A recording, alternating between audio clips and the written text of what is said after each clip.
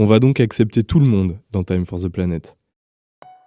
Des femmes et des hommes de tous les pays, des entreprises, petites, moyennes et grandes, des associations et ONG, des clubs sportifs, des collectivités publiques, des banques et des fonds d'investissement. On va discuter avec des représentants élus, quel que soit leur bord politique. On accueillera les riches, les pauvres, les gros cons, les véganes, les boulimiques du voyage en avion, les décroissants, les utopistes et les pessimistes, ceux qui comprennent rien à l'urgence de la situation et encore toutes les autres catégories de personnes que tu peux pas saquer. On a les nôtres aussi, si ça peut te rassurer. On aura l'OM et le PSG, le MEDEF et la CGT, Tom et Jerry, les pros et les anti-nucléaires. On mangera des pains au chocolat et des chocolatines. De toute façon, on est tous sur le même paquebot. Il n'y a plus qu'à déposer les armes et à coopérer. Ici, quoi qu'on pense ou fasse tous individuellement, on n'est pas là pour s'écharper, on est là pour construire. On se reprendra la tête si on arrive un jour à trouver une île sur laquelle accoster et si on en a encore l'envie et l'énergie. Pour l'instant, pause. On y arrivera parce qu'on sait tous au fond de nous qu'on y a intérêt, individuellement et collectivement.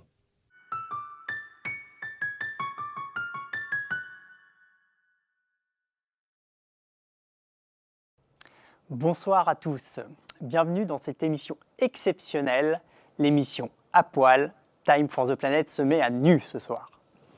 Je me présente, je m'appelle Laurent, je suis l'un des 6 cofondateurs de Time for the Planet. Ce soir, à défaut d'être venu à poil, je prends le costume de présentateur durant l'ensemble de cette émission.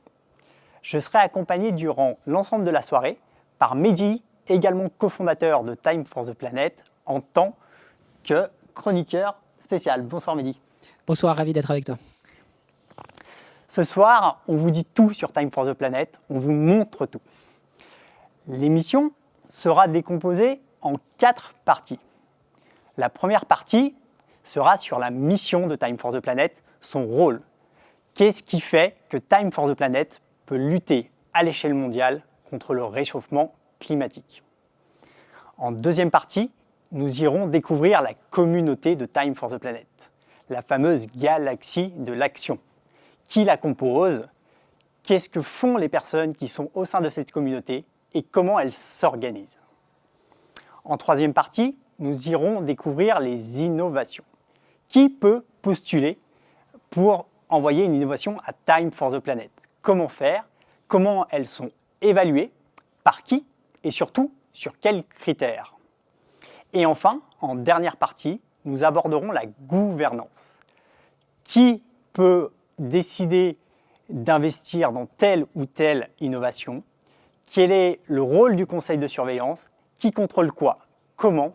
On vous dira tout ce soir. Je vous propose à chacun d'enfiler votre masque et tuba pour partir en immersion, découvrir la partie immergée de l'iceberg de Time for the Planet. Ce soir, on vous montre tout et c'est maintenant que ça se passe. C'est parti. Bonsoir Colline, bonsoir Arthur. Est-ce que vous pouvez nous présenter ce qu'est Time for the Planet? Alors bonsoir à tous.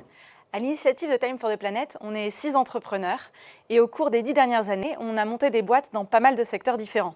Ce qu'il faut bien comprendre, c'est que, comme un peu plein de gens finalement, on a pris conscience assez tardivement de l'ampleur de l'urgence climatique. Ça a d'ailleurs été une grande gifle. C'était compliqué de savoir comment continuer à vivre une fois qu'on savait ça. Alors, on a cherché des solutions en tant que simple citoyen, on a voté un peu différemment, on a essayé de changer nos petits gestes du quotidien. Mais ce qu'on voit très vite, c'est que quand on n'est pas président de la République ou milliardaire, on peut s'acheter une trottinette, faire pipi sous la douche et ensuite on attend un peu un miracle. Or, on n'a absolument pas le temps d'attendre que soit 197 pays se mettent d'accord, soit que 7 milliards d'êtres humains changent radicalement leur manière de vivre. Il nous fallait inventer quelque chose. On voulait un outil citoyen qui nous permette de lutter à l'échelle mondiale contre le dérèglement climatique. Si je vous la fais simple, aujourd'hui on est à main nue, en slip, contre Godzilla. Voilà. Donc pour créer ce modèle, on est allé voir des grands scientifiques. On leur a demandé quoi faire. Des grands scientifiques comme Jean Jouzel, l'associé de Time for the Planet, par exemple. Et ce qu'ils nous ont dit, c'est que pour rester en dessous des 2 degrés fatidiques de réchauffement de la planète, on avait besoin de régulation, bien sûr, de sobriété, mais aussi d'innovation. Or, les meilleures innovations qui permettront de rester en dessous de ces 2 degrés, aujourd'hui, elles ne sont pas encore déployées à l'échelle mondiale ou pire, parfois, elles sont même coincées dans les laboratoires.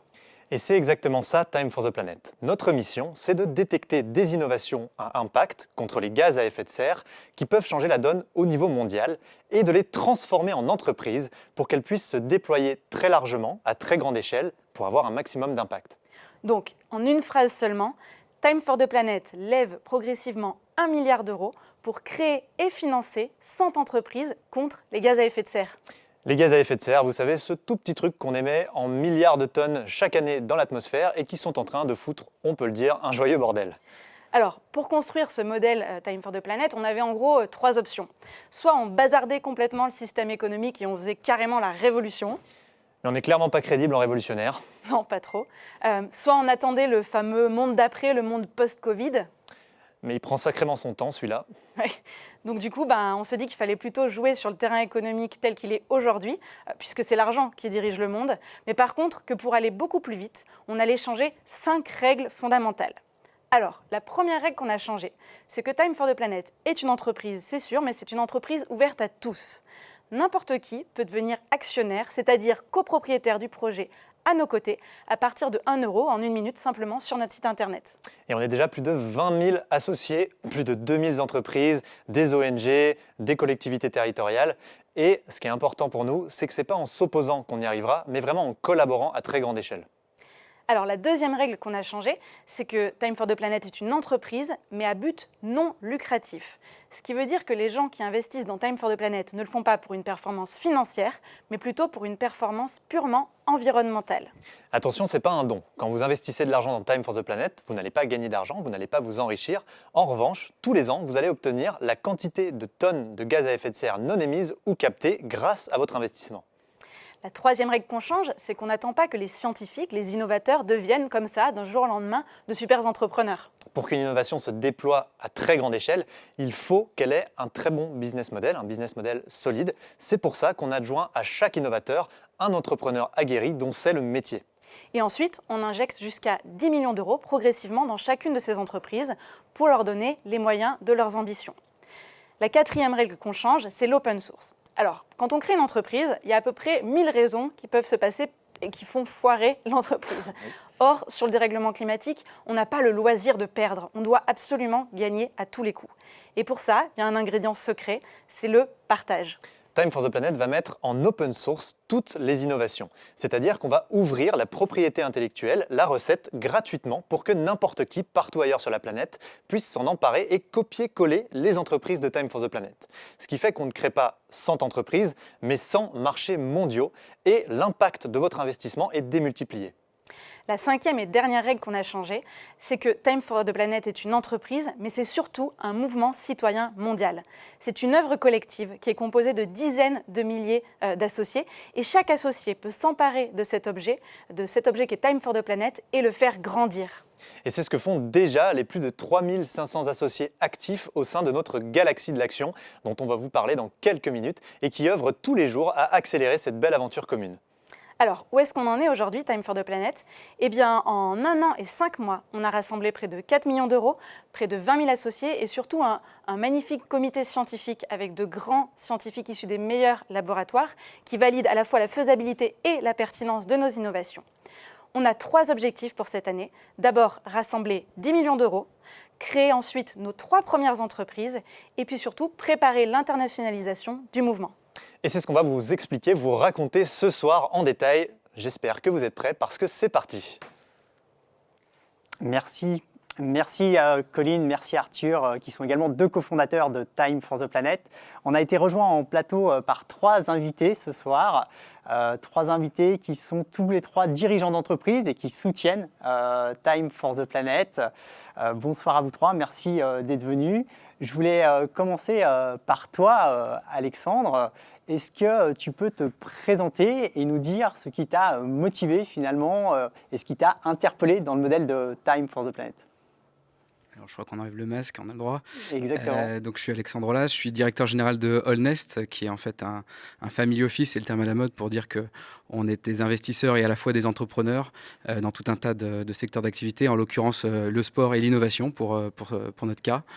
Donc, ce qui m'a motivé dans Time for the Planet, quand Mehdi nous l'a présenté dès les premiers mois de création, c'était le côté très entreprenant, bien sûr, on rejoint notre caractéristique principale, et donc le fait qu'on utilise, en fait, comme l'a expliqué un petit peu Colline à l'instant, le capitalisme, que finalement personne, ou pas grand monde en tout cas, veut changer à grande échelle, pour se servir de cette force du capitalisme pour faire un peu hippon sur lui-même et donc avoir un impact sur le climat à grande échelle. Voilà. Donc c'est ça qui m'a séduit, on va dire, en grande caractéristique. Il y en a bien d'autres, bien évidemment. Ça marche. Merci à toi pour ce témoignage. Bonsoir Aurélie. Est-ce que tu peux également te présenter succinctement et nous dire finalement ce qui t'a, toi, embarqué dans ce mouvement un peu atypique? Oui, donc Aurélie Dantsikian, je suis direction générale de la Milexcel et par ailleurs aussi avocat. On est donc des avocats d'entreprise et quand on a vu les premiers posts sur Time for the Planet, du coup en tant qu'avocat, on n'a rien compris. Et du coup, c'est ça qui nous a beaucoup vraiment donné envie de découvrir parce que le modèle est totalement atypique.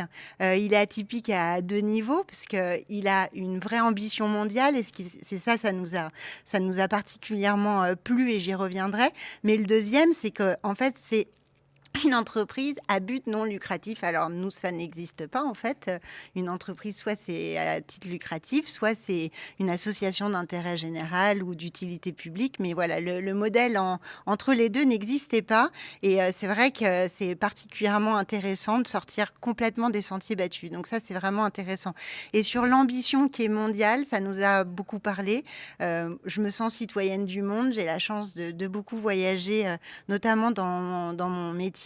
Et quand j'entends cambio climatico, global warming, vraiment de partout, on a ce sujet du réchauffement climatique.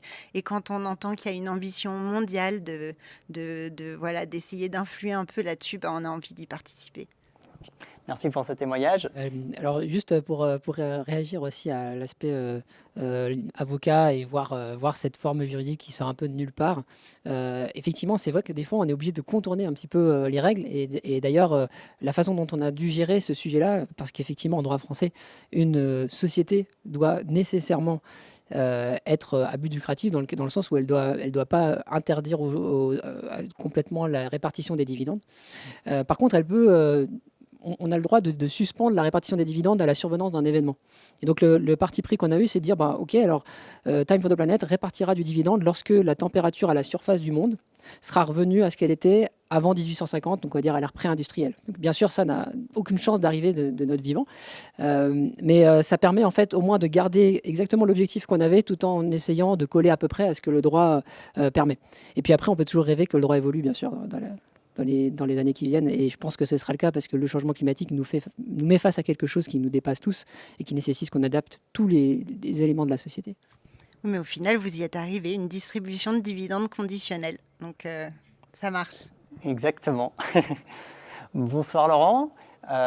Est-ce que tu peux également te présenter succinctement? Et ce qui m'intéresse aussi, c'est que tu nous dises finalement comment toi tu as connu Time for the Planet et quel regard tu as effectivement sur ce modèle, cet outil de Time for the Planet. Donc Laurent de la Clergerie, président du groupe LDLC spécialisé dans la vente informatique sur Internet. En fait, moi j'ai connu Time for the Planet en faisant un post sur LinkedIn sur lequel j'expliquais que j'avais envie de faire bouger les choses. Et j'ai fait un post en disant, voilà, j'ai pas les solutions, mais je suis prêt à faire bouger et à bouger avec. Et là, j'ai les gluons qui sont venus me rattraper et qui ont été les premiers à répondre à ce post en me disant, mais est-ce que tu connais Time for the Planet? Et non, je n'avais pas entendu parler de Time for the Planet. Et ça m'a interpellé et je suis allé directement sur le site et j'ai passé une soirée à essayer de comprendre un petit peu le modèle. Et en finissant la lecture du site, j'ai investi à titre personnel. Et un petit peu plus tard, je suis revenu, j'ai pris contact avec Mehdi pour en savoir plus après. parce que j'avais dans l'idée d'investir pour l'entreprise. Et donc, je suis revenu de façon plus forte avec l'entreprise pour investir. La raison qui m'a poussé à tout ça derrière, c'était un petit peu l'idée de ce poste, c'est de dire, ok, ça y est, on grandit, on voit les choses. Le monde d'après, effectivement, on en entend parler, mais il ne se passe pas grand-chose. Et j'ai envie que ça bouge. Et ce qui m'a convaincu dans Time for the Planet, c'est que c'est pris en main par des entrepreneurs. J'ai la conviction que les politiques ne bougeront jamais assez, les grosses entreprises ne bougeront jamais assez vite. Et justement, on pourrait se dire 1 milliard en même temps, quand on entend les milliards qui vont être investis dans l'hydrogène, dans plein d'autres choses, c'est rien. Et qu'est-ce qu'ils vont pouvoir faire avec? Mais en fait, non, c'est plein de petites startups. Et l'agilité des petites startups, je pense que c'est beaucoup plus fort que toutes ces grosses entreprises qui, effectivement, vont faire des choses avec ce qu'on leur donne, mais n'auront pas la même agilité, la même rapidité pour faire bouger les choses. Et aujourd'hui, on a besoin d'être rapide. Et c'est ça qui m'a plu dans le projet. Ça marche. Merci à vous pour ces premiers témoignages. On a un dernier témoignage de la part d'une personne qui s'appelle Olivier, qui n'a pu être présent ce soir sur le plateau, mais pour lequel on a pu tourner une petite vidéo. C'est une personne qui nous suit depuis le tout début, depuis la première soirée de lancement de Time for the Planet. Je voudrais qu'on l'écoute. C'est parti pour lui. J'ai vraiment un souvenir précis, je crois que c'était le 4 ou le 5 décembre. Il y avait les grèves. Et il y avait 250 personnes, ou même plus, 300. Et il y avait des profils complètement différents, des jeunes, des moins jeunes, des entrepreneurs, pas des entrepreneurs. Et je demandais à tout le monde, mais pourquoi tu es venu en fait? Et c'était marrant parce que finalement, c'est là où j'ai vraiment compris que Time for the Planet avait un truc de différent. C'est que tout le monde était venu pour se mettre en action. Et c'était assez magique de voir que ces gens-là, en fait, avaient tous une énergie qui demandait juste à être exploitée, quoi. Et je trouve tout simplement que Time for the Planet, avec son mode d'organisation, avec son côté très respectueux de la communauté et de l'ensemble des gens, mais tourné vers l'action, pas de blabla, on y va, je trouve que c'est des valeurs qui finalement ne sont pas si fréquentes dans la société, en fait. Enfin, si tu es déprimé, il faut que tu ailles sur Discord, Time for the Planet, et tu te prends une petite dose d'action et d'optimisme, parce que c'est assez rare de te retrouver dans des endroits où tout le monde a envie de faire un truc, quoi, tout simplement. Merci à Olivier pour son témoignage et un petit coucou à lui qui n'a pas pu être présent physiquement ce soir. Je crois qu'on a une première question d'une téléspectatrice qui nous suit. Je vous propose de l'écouter tout de suite. C'est parti. Oui, bonjour, Marie-Christine Durand. Je me permets une petite question tout de même. Je me disais, l'open source, lever 1 milliard d'euros, est-ce que ce ne serait pas un tout petit peu utopique comme projet tout de même? Non, c'est pour savoir, dites-moi. Je pose la question. Aurélie, sur cette question de l'ambition, de l'utopie, qu'est-ce que tu souhaiterais 1 milliard, c'est un peu ce que disait Laurent. Finalement, il y a un an et demi, ça pouvait nous paraître énorme. Aujourd'hui, quand on voit les sommes qui sont investies sur beaucoup de projets, donc ça paraît un peu moins. Et puis, c'est ce qui lui donne son caractère totalement ambitieux, en fait, ce milliard à aller trouver, et qui donne aussi une vraie substance à ce que vous voulez faire, en fait, à ce qu'on veut faire, c'est-à-dire de passer d'une réflexion à de l'action. Et pour ça, il faut des financements. Et puis finalement, au niveau du monde, on a envie de se dire que si l'ambition est vraiment mondiale, ce qu'elle est, on devrait y arriver, je pense. Alexandre, tu souhaitais réagir par rapport à ça? Non, mais juste peut-être pour compléter, c'est vrai qu'en plus des fonds qui sont levés, et encore pour revenir sur ce thématique entrepreneuriat, ça va générer de la vitesse et de l'inertie, et enfin plutôt non, de l'accélération, et donc ça va permettre de générer aussi des fonds par elles-mêmes, les entreprises qui vont être créées. Donc c'est que, je veux dire, c'est pas on met 1 milliard et il va y avoir que 1 milliard, il va y avoir 1 milliard, il va se passer plein de choses avec. Merci. Ouais, puis peut-être aussi pour compléter, on est un peu à la fois dans l'aspect fixer un cap que tout le monde puisse suivre en se disant si Time for the Planet réussit, c'est qu'on sera devenu très grand et très nombreux, parce que en fait avoir de l'impact sur le CO2, ça se fait pas juste comme ça avec 2-3 sous et puis 2-3 personnes. Il faut que ce soit quelque chose d'énorme. Par contre, ça n'empêche pas de démarrer tout de suite. C'est pour ça que les premières boîtes, on va les créer dès cet été avec les fonds qu'on a levés là. C'est très très largement suffisant pour commencer à faire la preuve de concept. Et cette preuve de concept, le fait de démontrer qu'on est capable d'avoir un retour en CO2, ça nous permettra d'aller chercher des sommes qui peuvent être astronomiques. Il y aura aucun souci en fait pour aller au bout de ça. Ce qu'il faut, c'est qu'on continue à être dans une exécution qui marche, qui embarque du monde et qui donne envie. Merci pour ce complément d'information, Mehdi. Ce qui nous intéresse aussi, finalement, c'est vous, quand vous parlez de Time for the Planet à votre entourage, est-ce que vous avez des objections et si oui, quelles sont-elles et comment vous arrivez à y répondre? Laurent? Alors des objections, c'est surprenant, mais j'en ai pas trop eu. J'avais peur en annonçant d'ailleurs, on a fait un énorme don, on a fait 200 000 € de dons avec la boîte, et j'avais peur en l'annonçant en interne qu'on me prenne un peu pour un fou et qu'on me dise l'argent tu le jettes par les fenêtres. Non, au contraire, c'est pas le but. Et même quand on a annoncé ça en interne, ça a été repris même par des syndicats qui l'ont posté sur les Facebook et autres, en disant on est fiers dans l'entreprise, elle investit pour la planète. On sent qu'il y a vraiment un mouvement de fond. Je sais que d'autres vont dire qu'eux, ils ont eu des remontées, côté avocat ou autre, mais je ne sais pas si c'est la confiance ou l'ambiance qu'il y a dans l'entreprise, mais en tout cas, nous, il n'y a pas eu de crainte.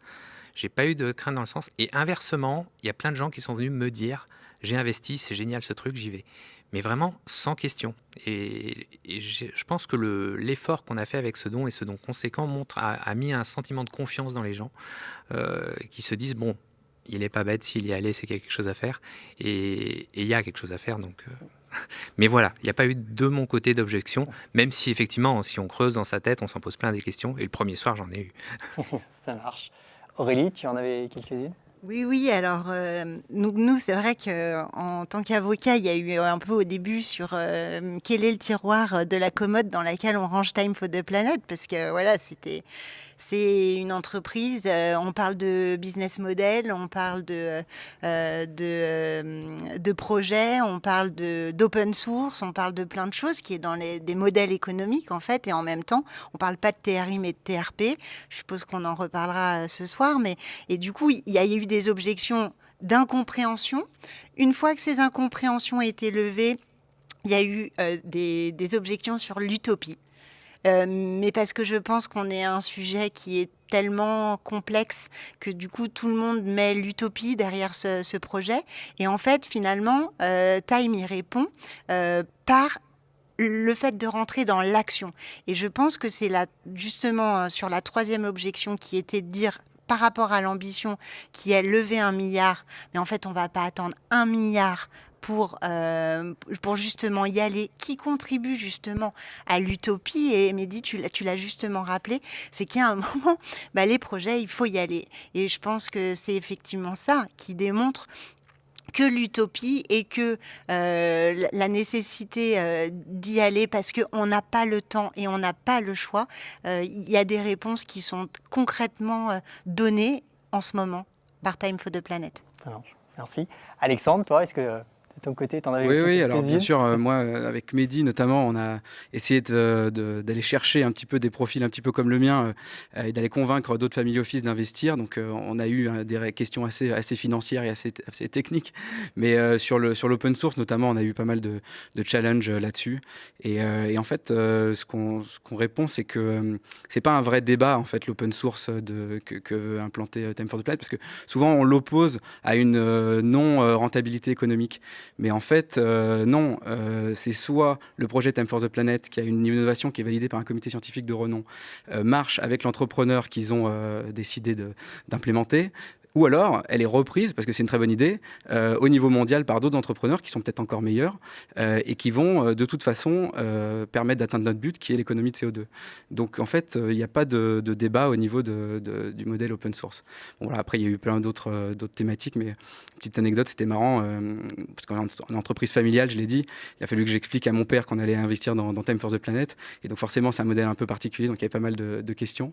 Mais bon, ce qui prouve bien que tout le monde est là pour un même but, c'est que quand on réfléchit un petit peu, 2 secondes au modèle, en fait, ça semble assez évident qu'il faut faire comme ça. Voilà. Ça marche. Merci à vous.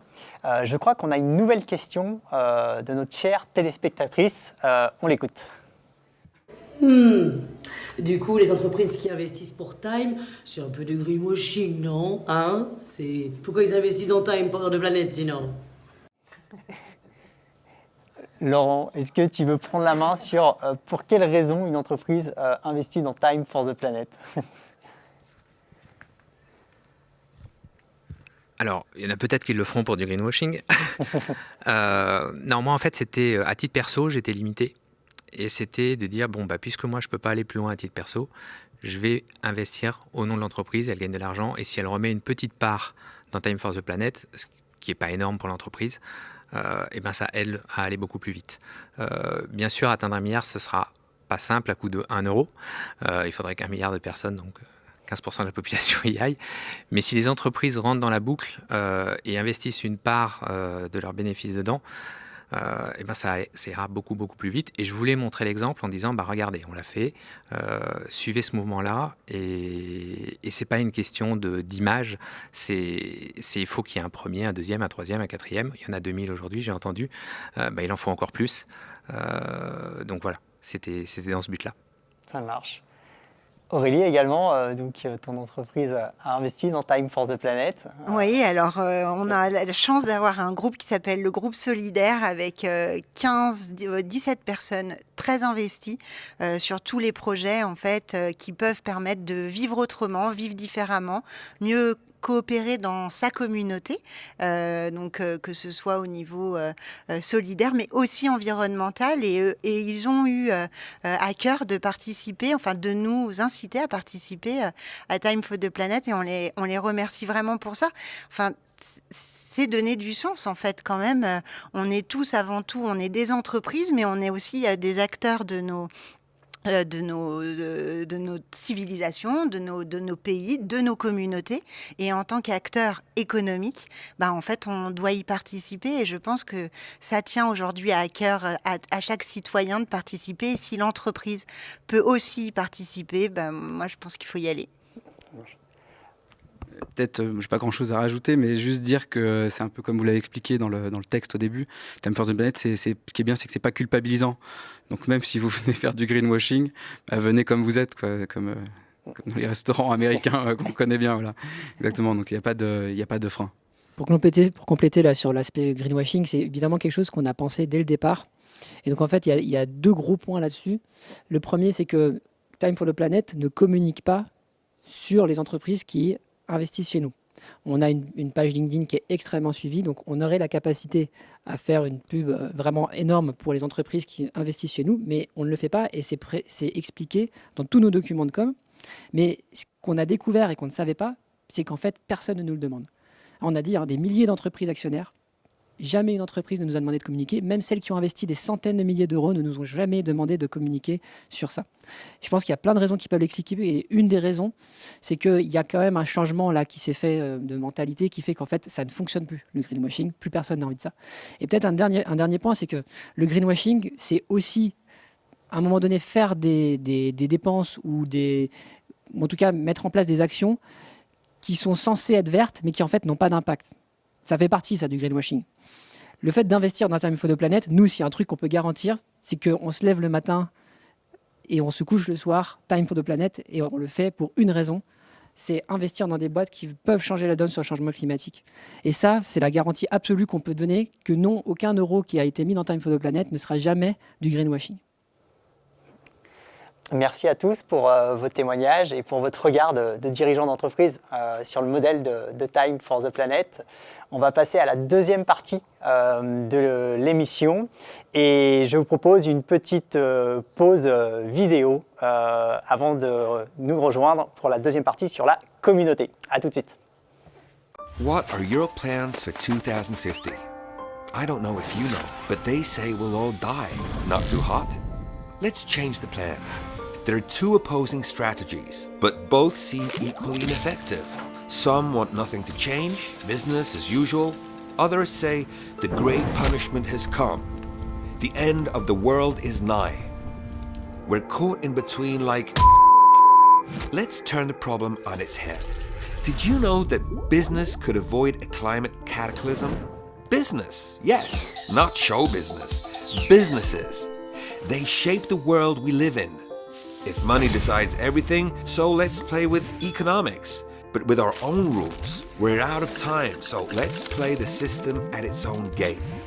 The ambition of Time for the Planet is to raise 1 billion euros to create 100 companies designed to fight global warming by detecting scientific innovations which solve the greenhouse gas problem. For example, build with new methods. Cement is responsible for 5% of CO2 emissions. Replace data centers with technologies which use 1,000 times less energy and even capture carbon from factory chimneys. Turn them into companies thanks to successful entrepreneurs and inject a lot of money so these businesses very quickly become global as we're out of time. The problem is, even with lots of money, you can go wrong.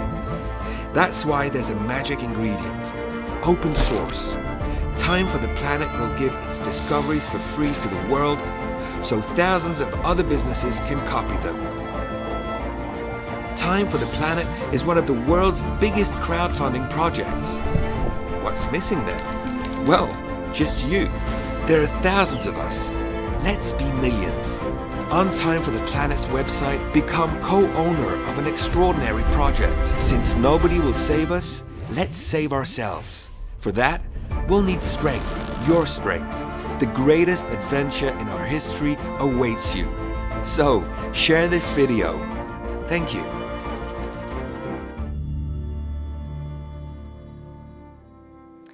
Deuxième partie de l'émission consacrée à la communauté, la fameuse galaxie de l'action de Time for the Planet.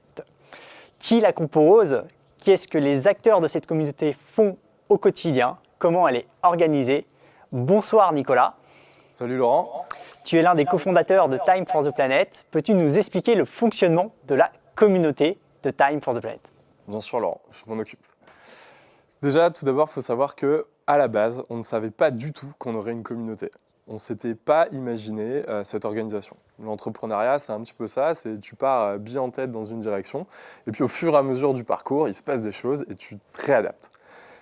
Une des raisons pour lesquelles on s'est réadapté sur ce sujet, c'est que quand on a fait notre première conférence publique, donc en décembre 2019, on s'est retrouvé avec des gens à la fin de la conférence qui sont venus nous voir en disant « Comment est-ce que je peux vous aider ?»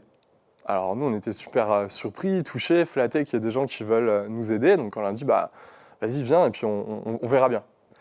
Et puis au bout d'un moment, ces personnes-là, elles ne se sentaient pas très bien parce qu'il n'y avait rien à faire. Et ce qu'on s'est aperçu, sans s'en rendre compte à la base, c'est qu'on était en train de glisser dans un piège. C'est celui de faire venir des gens même s'il n'y a rien à faire. De profiter d'une sorte d'effet d'aubaine, de dire « Ok, viens, au cas où un jour j'ai besoin de toi, je suis content de t'avoir sous la main. » Sauf que cette organisation-là, qui consiste à dire à des gens « Viens aider », mais ces gens ne savent pas quoi faire, eh ben, ça crée un petit peu de maltraitance indirectement. Parce que ces personnes-là, elles veulent aider et il n'y a rien à faire. Donc on a changé et ensuite on a expliqué aux gens « Écoute, on est désolé, tu veux nous aider, on comprend, c'est super chouette, mais il n'y a rien à faire, à part un petit peu de traduction, de relecture ou de graphisme. Si tu n'es pas concerné, ça ne sert à rien que tu viennes, tu vas t'embêter. » Puis du coup, il y avait aussi beaucoup de frustration de ne pas pouvoir faire partie de ce projet collectif. Donc ça a duré 8 mois à peu près, cette réflexion. Et au bout de 8 mois, on s'est dit, bon, attends, il y a peut-être moyen quand même d'inverser une tendance qui est celle de faire venir des gens même s'il n'y a rien à faire. Il faut qu'on trouve un moyen d'accepter tout le monde et que tout le monde se sente bien, que tout le monde puisse trouver sa place dans un groupe qui construit un projet collectif. Et ça, c'est la galaxie de l'action. La galaxie de l'action, c'est le surnom de notre communauté. C'est une communauté qu'on veut joyeuse et active. En fait, elle va reposer sur 3 éléments. 2 éléments qui sont des regroupements de personnes et un élément qui a un rôle clé chez nous. Les 2 premiers, c'est là qu'on va retrouver la joie et l'action. Le premier élément, ça s'appelle des planètes. Des planètes, en fait, il faut vous imaginer plein de mini-communautés dans la grande communauté Time for the Planet. En fait, ces communautés, ce sont des viviers de personnes, des viviers de ressources et de compétences lorsqu'on a besoin de quelqu'un. Il y a des planètes photographes, des planètes vidéastes, des planètes graphistes, des planètes juristes. Il peut y avoir aussi des planètes dites appartenance géographique. On a la Bretagne, Toulouse, les Hauts-de-France, Singapour, le Québec. Et puis il y a des planètes dites appartenance à une organisation existante, des associations, des ONG, des entreprises ou des écoles qui viennent nous aider. Donc ces 3 types de planètes-là, en fait, c'est vraiment un endroit où il y a des personnes qui se regroupent, qui ont ce sentiment de faire partie de Time for the Planet, en tout cas de vouloir aider. Et puis, le jour où on a besoin d'elles, eh ben, on va aller chercher ces personnes. Là où on va avoir besoin d'elles, c'est dans ce qu'on appelle les comètes. Des comètes, c'est des petites équipes de personnes, 3, 4, 5, peut-être 20 au maximum à chaque fois, qui se mobilisent en vue de mettre en place une action qui répond à un besoin. De façon très concrète, par exemple, il y a eu un Tour de France en vélo mobile, vous l'avez vu dans le teaser, et il y a d'autres personnes qui se sont organisées du coup, pour organiser les conférences dans les différentes villes où ils partaient. Toutes ces personnes-là constituaient une comète. Il y a des comètes qui ont traduit le site dans différentes langues, il y a des comètes qui nous relisent des énormes dossiers, et ils y passent beaucoup de temps, qui les corrigent, qui les embellissent. Et donc ça, ces comètes-là, parfois, elles vont avoir besoin d'une personne en plus. Par exemple, je ne sais pas, moi, une comète qui veut organiser une conférence à Lyon, elle se dit à un moment, bah, tiens, ça serait super bien si on pouvait recruter un photographe. Et là, c'est là qu'intervient le rôle clé, qu'on appelle chez nous le gluon. C'est une sorte de facilitateur. C'est une personne qui est formée pour accueillir, prendre soin des gens et aller chercher des compétences quand il y a besoin de ces personnes et de ces compétences. Donc typiquement, dans une comète, à partir du moment où on valide le fait qu'on a besoin d'un photographe, le gluon de la comète va aller discuter avec les gluons des différentes planètes, notamment des planètes photographes, vous imaginez bien, et ensuite jusqu'à ce qu'elle trouve la bonne personne. Et à partir de là, elle la trouve et elle le ramène dans l'équipe, elle la ramène dans la comète, et la comète peut continuer son action. Tout ça, il y a aujourd'hui 3700 personnes qui ont été accueillies et formées, et c'est l'objet du coup du second plateau que vous allez voir là. Laurent, je te rends la main. Ces explications qui étaient extrêmement claires. On a la chance d'avoir effectivement 4 témoins aujourd'hui de cette communauté qui sont à la fois des planètes leaders, des gluons, des quarks au sein de ces fameuses planètes et comètes. Merci à vous 4 d'être venus ce soir témoigner sur vos expériences au sein de la communauté. Julia, on va commencer par toi. Est-ce que tu peux nous expliquer déjà comment tu as connu Time for the Planet finalement au départ, et puis après quel est ton rôle au sein de la communauté et ce que tu fais également au quotidien dans la communauté? Alors moi j'ai connu Time for the Planet sur les réseaux sociaux. J'ai vu une vidéo d'Arthur. Et suite à ça, je me suis dit, l'idée, elle est vraiment géniale, je deviens actionnaire. Donc j'ai acheté des actions dans la journée, c'était sur ma pause de midi, j'étais au travail. Et puis je me suis posé plein de questions. Comment ça va se passer? Quelles vont être mes obligations en tant qu'associé? Je suis venue poser toutes ces questions sur le site web. Et quelques heures plus tard, je recevais un coup de téléphone donc, de Mehdi et de Nicolas, donc deux des keepers. On a discuté de tout ça et ça m'a conforté dans mon idée que c'était vraiment la bonne décision de devenir actionnaire. Et quelques heures plus tard, je rejoignais le groupe de travail donc, qui, à l'époque, n'était pas sur Discord.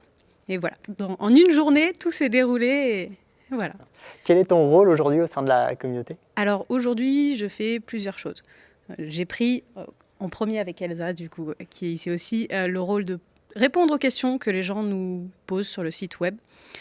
Je suis aussi Planet Leader des gluons, donc voilà, j'anime des formations, donc, notamment pour les gluons, aussi pour la présentation de la galaxie. Je suis aussi ambassadrice donc, pour Time for the Planet, et je passe des appels aux associés, donc encore une fois avec Elsa. C'est à peu près tout, entre autres. Je vais peut-être préciser le terme de keeper que tu as utilisé, qu'on n'a encore pas défini. Vous l'avez vu apparaître en plus sur les petits étiquetages qu'il y a à la télé. Et donc en fait, keeper, qui vient de garder en anglais, qui veut dire garder, on a utilisé ça en fait pour désigner les actuels cofondateurs, mais on est certes cofondateurs, mais peut-être que plus tard il y aura besoin d'autres personnes en plus pour venir tenir le même rôle que celui qu'on joue. Et en fait, on s'est dit que du coup, il fallait trouver un autre terme. Et on a choisi keeper parce qu'en fait, notre principal rôle, c'est de garder le cap, les valeurs, etc. Et donc après, on en parlera dans la gouvernance. On a des pouvoirs importants qui nous sont donnés sur les décisions. Et ces pouvoirs ne sont justifiés que par une chose, c'est qu'on a posé un cap qui est de dire on va lutter contre les gaz à effet de serre, on sera sur une société à but non lucratif, on va monter des boîtes en open source. Bref, ce qui fait les fondements de Time. Et donc c'est pour ça qu'on a choisi ce terme-là. Donc keeper, ça désigne donc les cofondateurs actuels.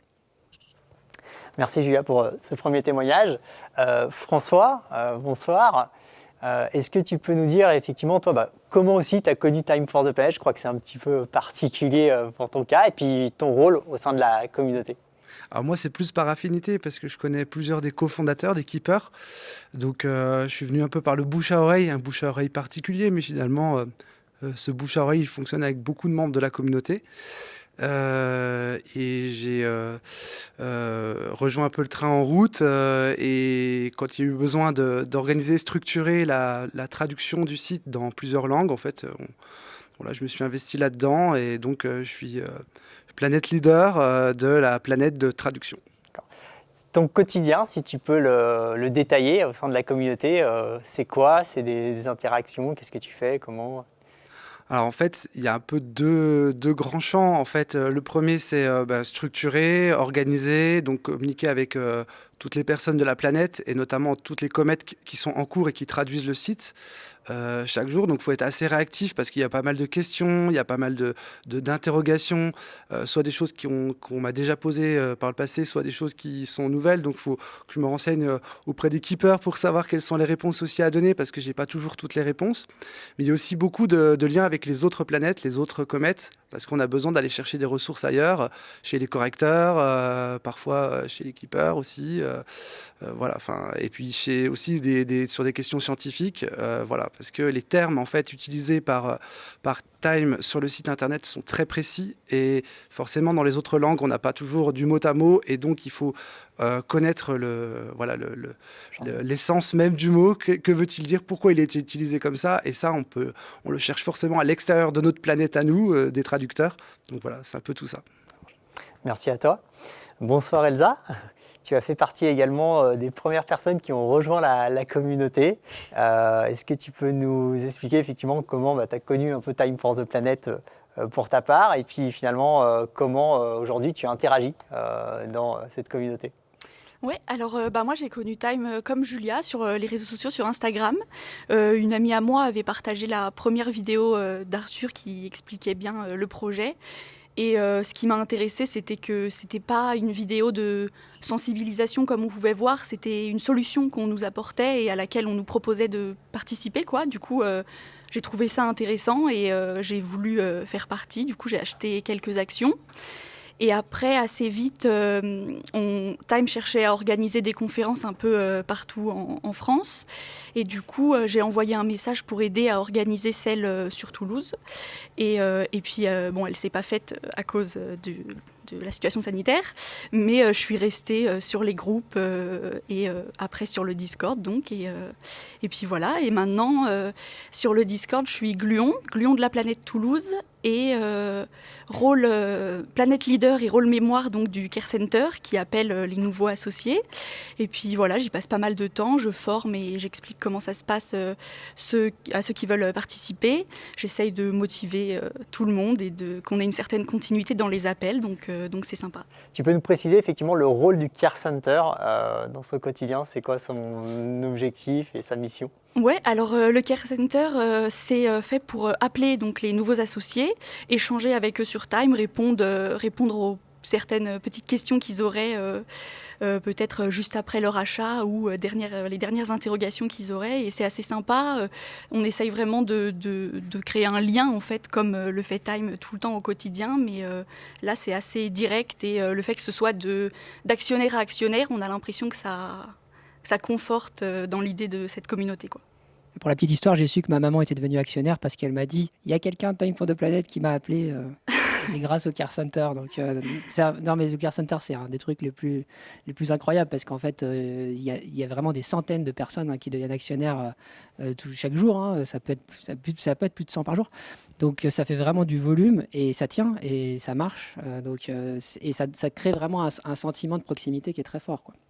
Et maintenant, je crois que c'est multilingue aussi, d'ailleurs. Exactement. On tenait également à donner la parole à un quark, donc une personne de la communauté, qui par une action assez particulière illustre parfaitement que tout à chacun peut finalement apporter sa pierre à l'édifice au sein de la communauté Time for the Planet. Je voudrais qu'on écoute Bruno, qu'on a pu effectivement rencontrer pour nous partager son témoignage. Matin, je me réveille et je me dis, mais tiens, mais pourquoi est-ce que Time ne pourrait pas être aussi dans la rue? On est sur le digital, on est partout sur les écrans, et puis en plus, bon, moi qui travaille dans le digital, ça me parle, mais je me dis, mais il y a aussi d'autres médias, d'autres canaux. Il se trouve que j'ai un contact chez JC Decaux, donc je me dis, bah, tiens, je vais tenter d'exploiter le filon et de voir jusqu'où je peux remonter, et si je peux, pourquoi pas, nous faire offrir une campagne. Donc j'en parle à Arthur, je me souviens du message que je lui envoie, et là Arthur me dit, oh là là, mais mec, si tu nous fais ça, ça va être canon, franchement, il faut absolument que tu tentes le coup, vas-y, gros challenge, mais vas-y, je suis partant, quoi. Donc je me lance, et de fil en aiguille, j'arrive à accéder à la directrice de la communication du groupe, et je lui présente le projet, et là, incroyable, elle me dit, écoutez Bruno, le projet me plaît, alors ok. Donc je donne la bonne nouvelle à Arthur qui me dit, mais c'est canon, c'est génial. Et donc voilà d'où est partie effectivement toutes les campagnes de communication avec, dans la rue. Et donc voilà pourquoi maintenant on est affiché un peu dans la rue, un peu partout, en France et puis aussi en Europe. C'est une excellente illustration du modèle en fait, de décentralisation, de se dire, des gens comme moi ou comme d'autres peuvent se dire un matin, j'ai envie de faire ça. Pour moi, c'est vraiment un très bel exemple de ce que peut faire le collectif, et c'est ce qui fait clairement aujourd'hui la réussite de Time. Merci à Bruno, en tout cas pour son témoignage et également les actions qu'il entreprend au quotidien qui mettent un peu plus en lumière effectivement ce mouvement citoyen qui est Time for the Planet. Je crois que François, tu voulais réagir à ce témoignage. Oui, comme l'a dit Bruno, c'est un parfait exemple du côté horizontal de la communauté de Time et du fait que chacun peut prendre une initiative et la mener à bien. Et je voulais réagir parce que quand Bruno a eu cette idée, en fait, il a tout de suite demandé à la planète traduction s'il était possible de traduire les messages dans les langues concernées. Et c'est assez chouette parce que tout de suite, il y a des gens qui se sont mobilisés et pas forcément les gens qui étaient mobilisés à la base. C'est-à-dire que, par exemple, on n'a pas de comète Hollande pour l'instant. Bon, elle manque, hein, c'est un objectif. Mais par contre, on avait des gens sur la planète qui ont cette compétence, qui parlent le néerlandais et ils ont pu se mobiliser et tout de suite répondre aux besoins que Bruno avait et ainsi que tous les autres traducteurs qui étaient peut-être plus habitués à la traduction. Mais voilà, donc c'est un exemple de comment fonctionnent les actions en fait dans Time for the Planet et le fait que la communauté peut se mobiliser de manière totalement horizontale. Oui, je pense que ça illustre aussi le fait que la communauté nous donne ce que les Américains appelleraient un unfair advantage, c'est-à-dire en fait un avantage un peu indu, voire excessif, en tout cas quelque chose en fait qu'un autre acteur classique par exemple un fonds d'investissement, etc., ne pourrait pas avoir. Et ça, en fait, c'est démultipliable à l'infini. C'est-à-dire, par exemple, vous savez, quand le comité scientifique a sélectionné une innovation, derrière, nous, il faut qu'on teste le marché pour voir s'il y a des gens qui sont prêts à acheter cette innovation. Parce que si on crée une boîte et que personne n'achète l'innovation, on va avoir des problèmes. Et en fait, un truc qu'on peut faire qui est tout bête, c'est qu'on connaît les gluons. On peut appeler un gluon et lui dire, voilà, j'ai besoin de trouver quelqu'un qui bosse dans une entreprise qui, par exemple, fait du refroidissement. Est-ce que tu peux me trouver ça ? Et nous, derrière, on va pouvoir parler directement à des clients potentiels, leur dire, est-ce que cette innovation, si on est capable de la proposer maintenant, ça vous intéresse ou pas ? Et donc ça, c'est un exemple parmi d'autres. Mais il faut se rendre compte de ce que c'est. Un affichage comme ça partout en Europe, ça représente plus d'1 million d'euros. Si on avait voulu acheter cette campagne, bien sûr, on n'aurait jamais pu le faire. Donc on peut tout inventer, et là je voudrais appeler en fait tous les quarks de la galaxie à se dire, vous n'avez aucune limite, vous pouvez parler au nom de Time for the Planet et vous pouvez inventer en fait des trucs nouveaux. On a besoin de cet avantage qui est lié tout simplement à un truc, c'est que personne ne la joue perso et qu'on est tous là pour atteindre un objectif qui nous concerne tous. Merci Mehdi pour ce complément. Émilie, bonsoir. On ne t'a pas encore entendu parler. Comment toi, tu as effectivement découvert Time for the Planet et comment tu interagis dans la communauté ? Alors, exactement comme Elsa et Julia, j'ai découvert la première vidéo diffusée sur Facebook au mois de décembre 2019. J'étais déjà à l'époque dans une réflexion de reconversion professionnelle. Et c'était le projet de Time était 100% en phase avec mes propres objectifs. Et je me suis dit, mais voilà, c'est ça que j'ai en tête depuis des années. Et en fait, il y en a qui le font, donc la question ne se pose même pas, je fonce. Et là, grosse frustration. Il n'y avait que 150 places en décembre 2019 pour devenir actionnaire. Et donc, j'ai dû attendre parce que j'ai dû être la 151e ou quelque chose comme ça. Voilà, donc ça c'est pour la petite histoire. J'ai dû attendre 2020 pour devenir actionnaire. Très vite, j'ai pu participer sous forme d'un petit coup de main pour la relecture de la première version du site internet. Et puis à l'automne 2020, j'ai intégré la Galaxie de l'Action. Je suis devenue gluon. Et depuis, je fais de plus en plus de choses pour Time au quotidien, notamment au sein de la planète des relecteurs correcteurs. Et là, on vous remercie parce que vous alimentez sérieusement très bon, notre activité. Voilà, donc on est à ce jour 265 membres sur la planète des relecteurs correcteurs. En tant que gluon, j'accueille les personnes qui arrivent sur la planète. Je ne suis pas seule, hein. On est 4 et bientôt 6 pour faire ce boulot de titan, parce que c'est long d'accueillir les gens si on veut le faire correctement. Et puis, en parallèle de l'accueil de toutes ces nouvelles personnes sur la planète des relecteurs correcteurs, je lance des comètes à vos côtés pour essayer de perfectionner un petit peu l'image de Time et d'avoir des documents et des présentations qui sont propres à tous les points de vue. Je participe à la comète qui va préparer les 24 heures de Time, qui sont prévues en septembre. J'ai également eu la chance de relire le livre de Time en avant-première. Donc voilà, plein de petites choses du quotidien qui donnent la pêche. Alors j'ai entendu sur le premier plateau un témoignage effectivement qui disait si vous avez un coup de mou, allez sur Discord. Et c'est tellement vrai. Ce côté énergisant de se retrouver face à des gens qui ont envie d'aller dans le même sens, qui ont les mêmes valeurs et qui sont toujours hyper dynamiques et motivés pour faire plein de choses. Et ça fait beaucoup de bien en fait d'être dans ce genre de communauté et de retrouver de l'énergie par ce biais-là. Merci pour ton témoignage, Émilie. Je crois qu'on a une nouvelle question de notre très chère téléspectatrice. On l'écoute. Oui, bonjour, c'est encore moi, Christine Dion. Je me disais, deuxième question, c'est bien gentil de dire que tout le monde peut parler au nom de Time for the Planet, mais je me disais, du coup, personne ne contrôle rien, personne ne fixe une stratégie dans cette communauté. Je veux dire, c'est un sacré bordel, non? Alors, Julia, par exemple, est-ce que c'est un sacré bordel, cette communauté? Alors, pas vraiment. Lorsque les gens arrivent, on a une petite présentation de la galaxie. Donc vraiment, on pose le cadre. On vient leur expliquer quels sont les besoins de Time et comment ils peuvent aider. Donc à partir de là, ils ont quand même vraiment les grands besoins. Ensuite, sur chaque planète, on a des personnes auprès de qui ils peuvent se référer si jamais ils ont besoin. Donc on a un représentant de Time par planète. Et ensuite, on fait aussi confiance aux gens. Et on se rend compte que c'est plutôt positif, d'ailleurs. On n'a pas vraiment de mauvaises surprises. Tout le monde souhaite aller dans le même sens. Donc voilà, c'est plutôt organisé. Elsa, tu souhaitais réagir également sur l'organisation de la communauté? Non, c'est vrai que c'est assez organisé, puis on essaye vraiment de découper les tâches, de faire plutôt peut-être des petites missions qui à chaque fois sont menées à bien.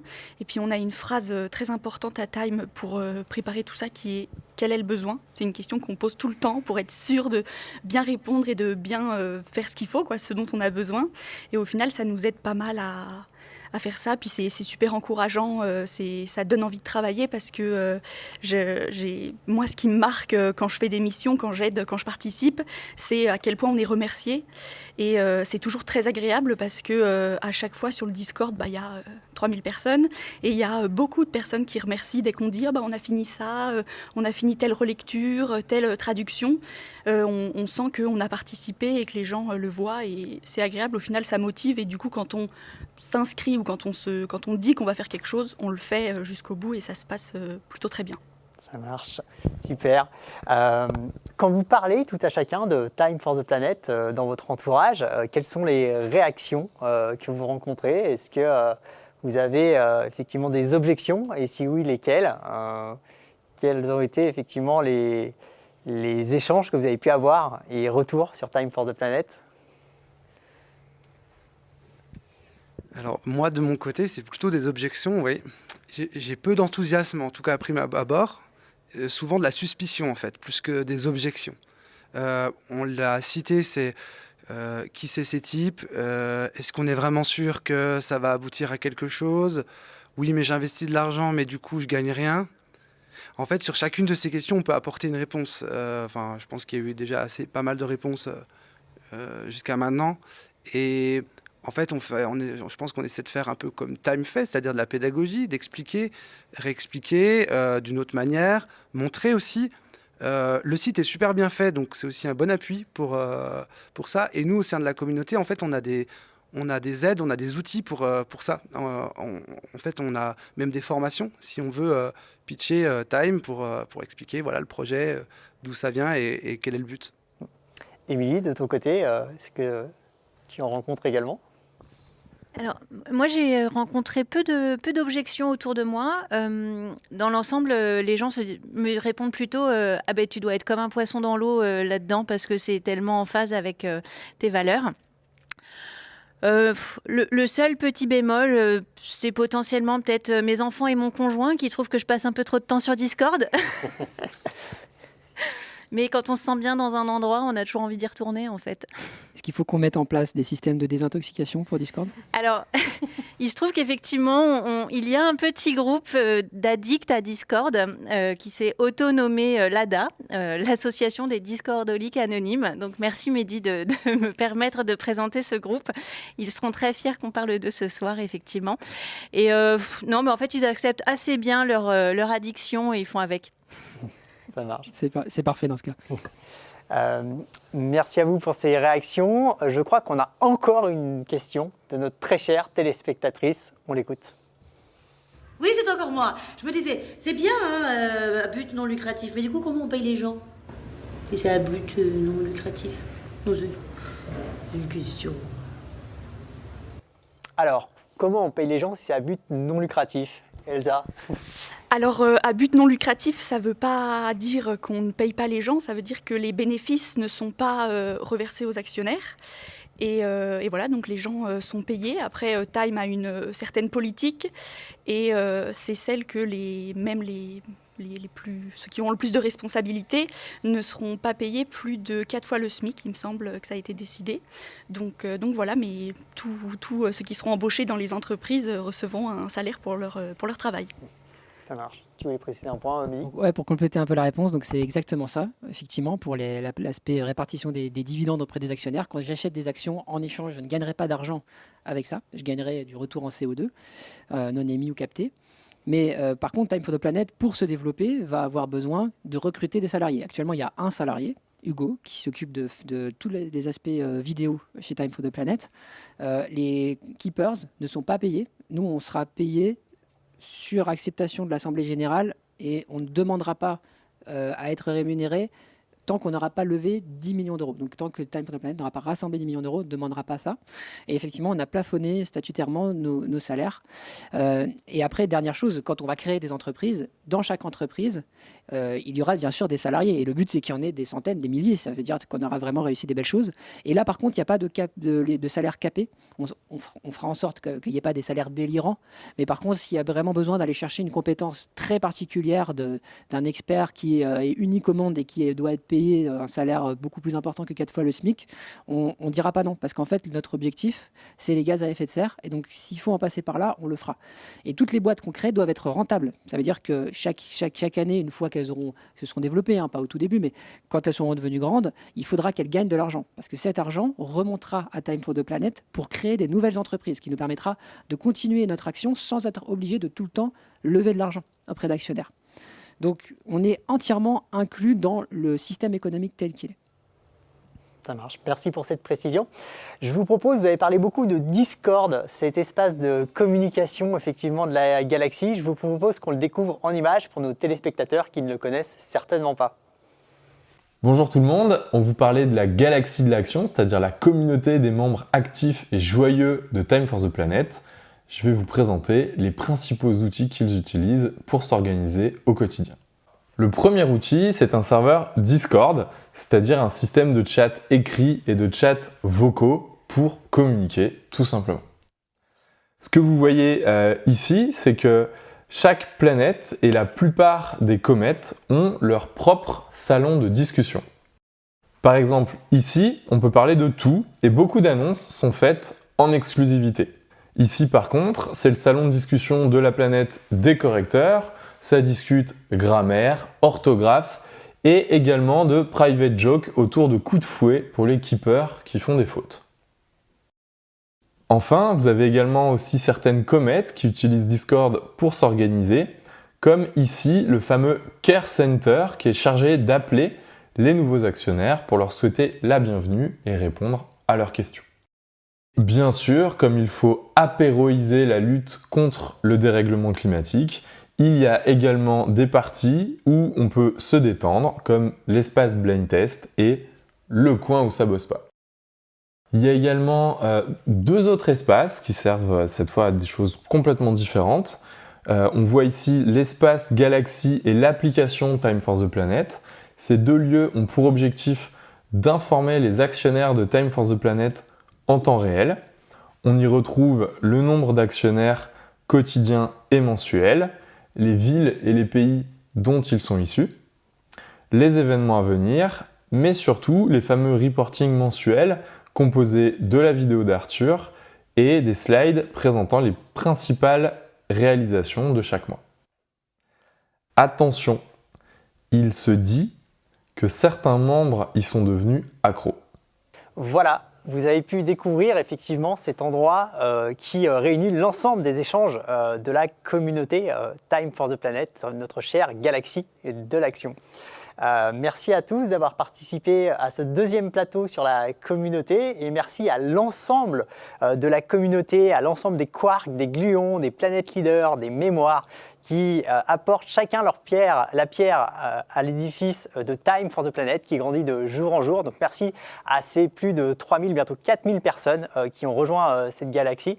Merci pour l'ensemble de vos témoignages.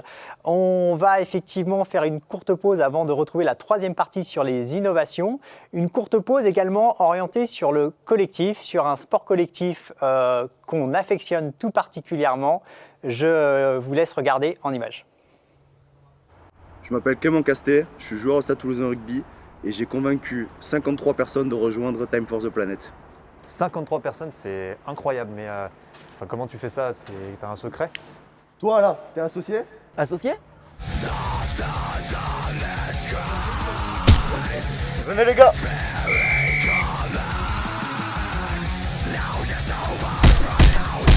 Bon, alors tu vas t'associer maintenant? C'est sûr.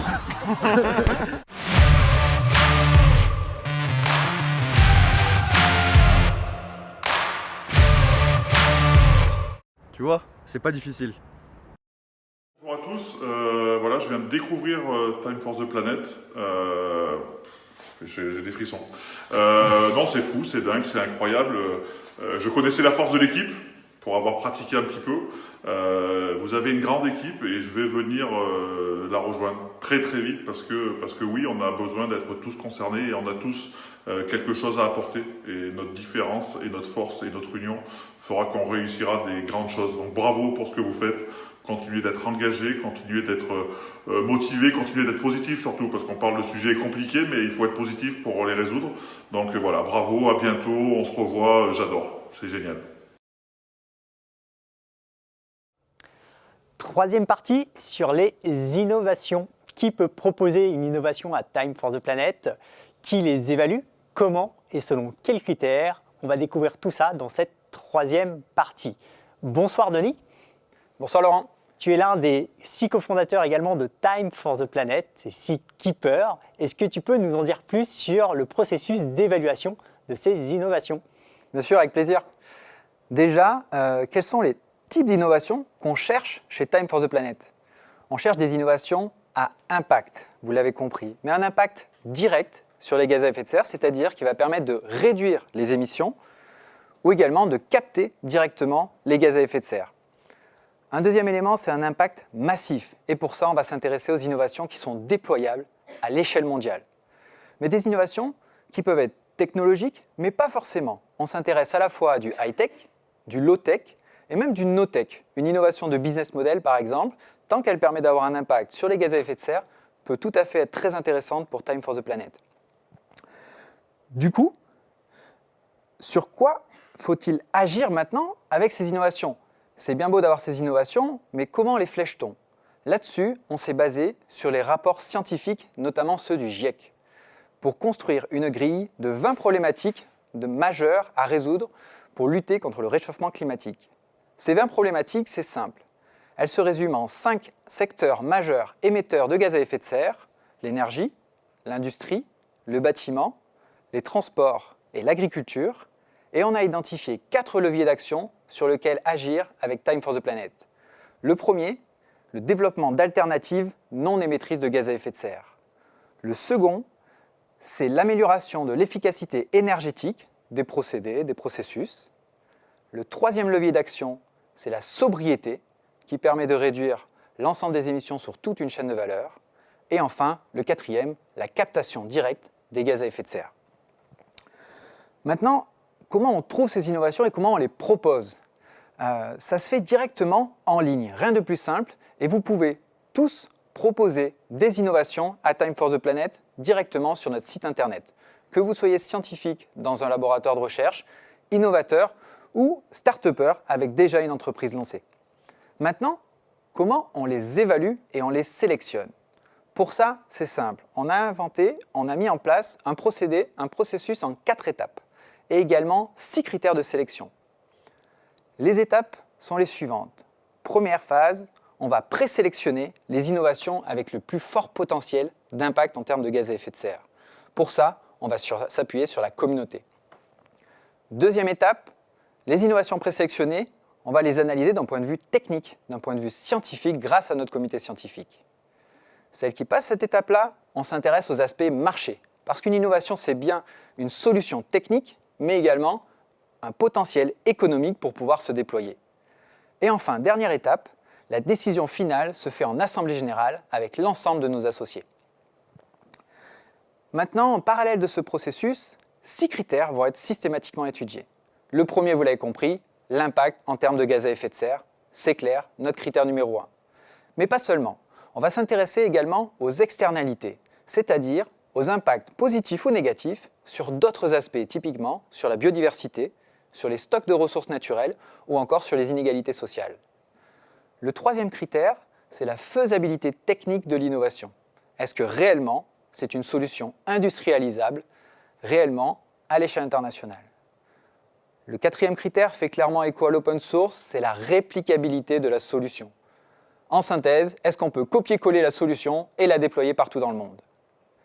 Le cinquième critère, l'aspect marché. A-t-on des clients pour acheter cette innovation ? Et enfin, le sixième critère, réellement lié à notre modèle open source, quelle est la puissance justement de l'open source sur cette innovation ? Est-ce qu'on a un effet de levier pour que cette innovation ait un impact massif à l'échelle mondiale ? Maintenant que vous connaissez le processus, les critères, concrètement, comment fonctionne la sélection ? Et là, vous l'avez compris, chez Time for the Planet, on la joue collectif. Clairement, la première phase nous permet d'évaluer des centaines, des milliers d'innovations même, grâce à la communauté, grâce à la galaxie de l'action. Ce sont en effet des évaluateurs qui font la présélection des innovations. Un évaluateur Time for the Planet, c'est quoi ? Ce n'est pas un expert, c'est monsieur tout le monde qui peut le devenir, et vous aussi, vous pouvez devenir évaluateur. Ce sont des personnes qui sont formées aux 6 critères de sélection Time for the Planet et qui vont participer et évaluer l'ensemble des innovations proposées à Time for the Planet. En ayant comme ça plusieurs centaines d'évaluations sur chaque innovation, ça nous permet de préfiltrer et d'identifier les innovations au plus fort potentiel. On la joue également collectif sur la partie du comité scientifique. En effet, on ne sollicite pas simplement des experts pour leur demander leur avis, on en sollicite 14 pluridisciplinaires et on leur demande de se mettre d'accord. Et c'est tout un jeu différent d'avoir un avis ou alors d'être capable de convaincre ou se laisser convaincre sur une innovation pour en détecter au consensus le fort potentiel d'impact. On a donc des experts à la fois en analyse de cycle de vie, en transfert de technologie, en climat ou des experts sectoriels d'agriculture, industrie, bâtiment qui doivent tous se mettre d'accord sur les innovations au plus fort potentiel.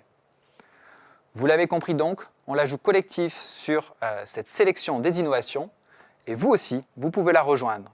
La sélection des innovations a déjà commencé. N'hésitez pas à rejoindre le mouvement pour participer à la sélection des premières et prochaines innovations Time for the Planet. Merci Denis pour cette présentation très détaillée du processus. On a été rejoint donc en plateau par 4 invités qui sont tous les 4 parties prenantes dans cette sélection des innovations. On a parmi nous 2 évaluateurs ainsi que 2 membres du comité scientifique. Merci d'être venus et merci à vous d'être en plateau avec nous. Bonsoir Apolline, bonsoir Thierry. Vous avez tous les 2 le rôle d'évaluateur au sein de la communauté. Est-ce que vous pouvez nous expliquer quel est ce rôle finalement et qu'est-ce qui vous plaît dans ce rôle d'évaluateur ? Alors, je vais commencer. Bonsoir. Donc, le rôle d'évaluateur, comme vient de le dire Denis, en fait, c'est donner son avis sur l'innovation qui sont proposées à Time for the Planet. Moi, ce qui me paraissait très intéressant, c'est vraiment par l'évaluation des innovations que je suis rentrée dans Time for the Planet. Parce qu'en fait, quand j'ai découvert le projet sur LinkedIn via un message de Denis, justement, je me suis dit « Ok, c'est quoi ce truc ?» J'étais un petit peu dubitative. Ça me paraissait un peu fou. Je ne savais pas trop comment ça allait fonctionner. Je suis devenue actionnaire pour en savoir un petit peu plus. Et quelques mois plus tard, j'ai appris qu'on pouvait être évaluateur-évaluatrice. Donc ça m'intéressait d'une part de participer dès le démarrage au processus de décision et d'autre part je me suis dit bon, je vais peut-être pouvoir apporter un regard un peu différent dans la mesure où moi dans la vie je suis consultante en transition énergétique et j'accompagne des collectivités dans l'élaboration et la mise en œuvre de leur stratégie. Donc je me suis dit bon, peut-être que je peux apporter un regard pas uniquement technique. J'ai participé à la 2e formation des évaluateurs et évaluatrices et là j'ai été vraiment hyper impressionnée en fait. Je me suis dit ok, en fait c'est hyper bien pensé, hyper bien réfléchi, très construit avec le périmètre d'action, les 6 critères dont vient de parler Denis, et notamment la prise en compte des externalités positives et négatives. Et c'est vraiment à partir de là que je suis rentrée pleinement dans Time for the Planet. Merci pour ton témoignage. On a également un témoignage de Claire, avant de passer à ton témoignage Thierry, qui n'a pas pu être là ce soir et qui est, elle, la gluon de la planète évaluateur. Elle va nous en dire plus sur qui sont ces fameux évaluateurs. On l'écoute. Bonjour, je m'appelle Claire, j'habite Aix-en-Provence et je suis coach en dynamique professionnelle. Alors, j'ai choisi de rejoindre Time for the Planet en septembre et après un accueil très très chaleureux, j'ai choisi de me former au rôle de gluon spécifiquement auprès des évaluateurs. Alors, pour décrire un peu le profil des évaluateurs chez Time for the Planet, il y a beaucoup de personnes de background scientifique, beaucoup d'ingénieurs de divers domaines, mais pas que. On va trouver des commerciaux, qui est chaudronnier, qui est enseignant, financier, beaucoup d'entrepreneurs. Et puis une grande diversité d'âge aussi, beaucoup de jeunes personnes, mais aussi dès 50 ans, dès qui ont plus que 50 ans, non, avec un intergénérationnel qui est une richesse évidemment. Une grande diversité de pays aussi, je regardais sur la dernière formation des évaluateurs, des personnes qui résidaient en Canada, au Maroc, aux Pays-Bas, en Allemagne, en Suisse et en Belgique. Et puis, de ce que je capte de la motivation des personnes à être évaluateurs chez Time, il y a celle d'être tout de suite dans l'action. Vous arrivez, vous vous formez en tant qu'évaluateur et vous avez tout de suite accès aux innovations à évaluer.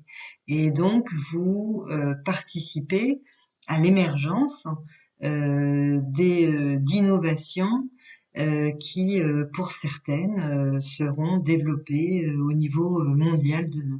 Donc un intérêt intellectuel certain, et puis le fait de pouvoir évaluer à plusieurs, d'échanger entre les évaluateurs, et puis d'échanger entre les évaluateurs et les innovateurs, donc ce côté ensemble.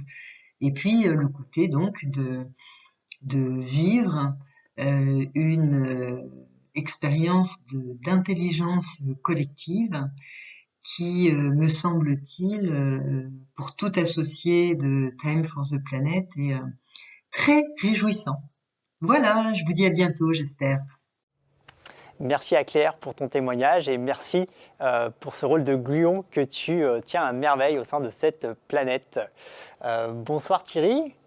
Tu es également évaluateur au sein de la communauté et également je crois que tu as d'autres rôles un petit peu plus particuliers au sein de la communauté, notamment de formateurs. Est-ce que tu peux nous expliquer effectivement pour quelles raisons tu as rejoint cette communauté et qu'est-ce que tu fais finalement au quotidien avec ce rôle et cette casquette d'évaluateur? Alors, je suis arrivé effectivement au tout début en tant qu'évaluateur parce que j'avais envie de comprendre un peu comment ça marche et puis j'avais aussi envie d'aider sur cette cause qui est pour moi très, très, très importante. Donc j'ai commencé ça qui était le plus naturel pour moi. Après, effectivement, j'ai essayé un peu d'autres choses, notamment le Care Center. Mais le Care Center, c'était vraiment par challenge personnel, parce que appeler des inconnus comme ça au téléphone, c'est pas du tout mon truc. Je me suis dit, je vais essayer, je vais en faire quelques-uns. Par contre, venir parler à des milliers de personnes sur le plateau, ça c'est... Je sais pas pourquoi j'ai dit oui, mais pareil, non, c'est aussi un moyen de se dépasser. Et on tombe sur des personnes ultra motivées, donc on continue. Voilà, donc en tant qu'évaluateur, moi je suis arrivé au début, j'ai fait participé à la première formation, j'ai fait à peu près 70 évaluations. Donc grâce à ça, j'ai eu la chance de beaucoup faire évoluer la plateforme, beaucoup d'interactions avec Denis. Et puis en un trimestre, on a fait un boulot de dingue. C'est vraiment, vraiment génial. Moi, je suis dans un grand groupe international, on parle beaucoup d'agilité, de flexibilité. Et là, la Galaxie de l'Action, elle met ça en œuvre à un niveau... je trouve pas les mots. En fait, faut venir voir. Venez voir et je pense que ça peut donner des idées à beaucoup de monde. Et puis, donc après, je suis devenu formateur. Donc là, on anime des sessions d'à peu près 100 personnes jusqu'à 2 fois par semaine. Et là, j'ai été, pareil, vraiment enchanté par les retours, les positifs. Et du coup, ça m'a permis aussi de me développer sur quelque chose qui n'est pas naturel pour moi. Alors, merci pour ton témoignage. Je voulais aussi qu'on jette un petit coup d'œil finalement à cette fameuse plateforme qui permet à tout à chacun en tant qu'évaluateur d'évaluer les innovations. Je vous propose qu'on la découvre ensemble. Time for the Planet reçoit chaque trimestre des centaines d'innovations, envoyées par des scientifiques et des innovateurs du monde entier. Pour les étudier, nous avons conçu la plateforme d'évaluation des innovations. Les milliers d'évaluateurs issus de la communauté Time for the Planet accèdent à toutes les fiches innovations. Chacune d'entre elles présente l'innovation, ses points forts, le problème auquel elle répond, son avancement technique et aussi marché, avec l'ensemble des informations que nous ont transmis les innovateurs. Les évaluateurs ont également la possibilité d'échanger directement avec chacun des porteurs de projets. Il y a une séquence de questions-réponses et également l'organisation de certaines visioconférences pour échanger et appréhender parfaitement l'ensemble des innovations à évaluer. 6 critères notés de 1 à 5 et argumentés, permettent d'évaluer le potentiel de développement à grande échelle et d'impact de chaque innovation. Ces milliers d'évaluations permettent à Time for the Planet de sélectionner beaucoup plus rapidement et facilement les innovations au plus fort potentiel. Elles permettent également aux innovateurs de récupérer de précieux retours sur leurs innovations et des commentaires pour améliorer leurs propositions de valeur. Elles sont également utiles pour les entreprises actionnaires de Time for the Planet qui vont pouvoir devenir clientes, partenaires ou même investisseurs de ces solutions. Solutions essentielles puisque toutes contribuent à inventer le monde de demain. Chaque semaine, Time for the Planet propose des formations en ligne pour devenir évaluateur. Tout le monde peut devenir évaluateur. Ils ne sont pas experts, mais par contre ils maîtrisent parfaitement les critères de sélection des innovations que l'on recherche au sein de Time for the Planet. Voilà la plateforme qui permet d'évaluer l'ensemble des innovations reçues par nos chers évaluateurs.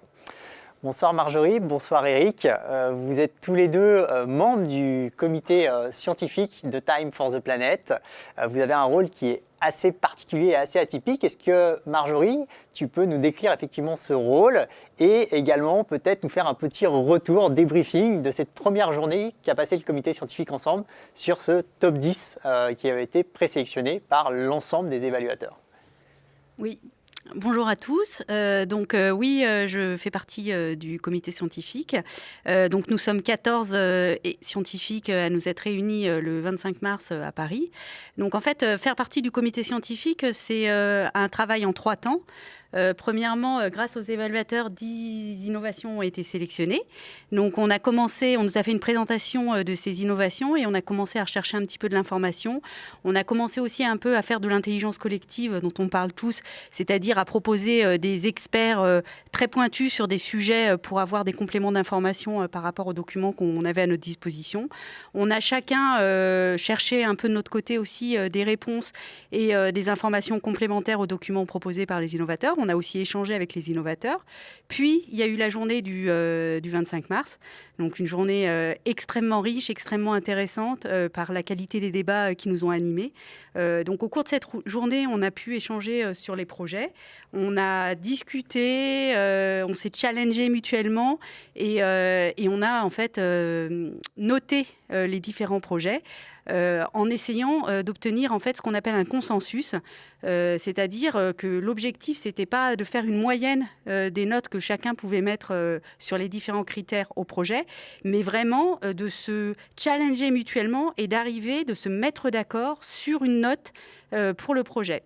Et puis le dernier temps, c'est après le comité scientifique, en fait, un petit peu plus à froid, on re-regarde l'ensemble des innovations et on vérifie qu'on a bien été cohérent dans les notations et qu'on n'a pas pénalisé des projets par rapport à des choses qu'on a découvert au fur et à mesure de la journée.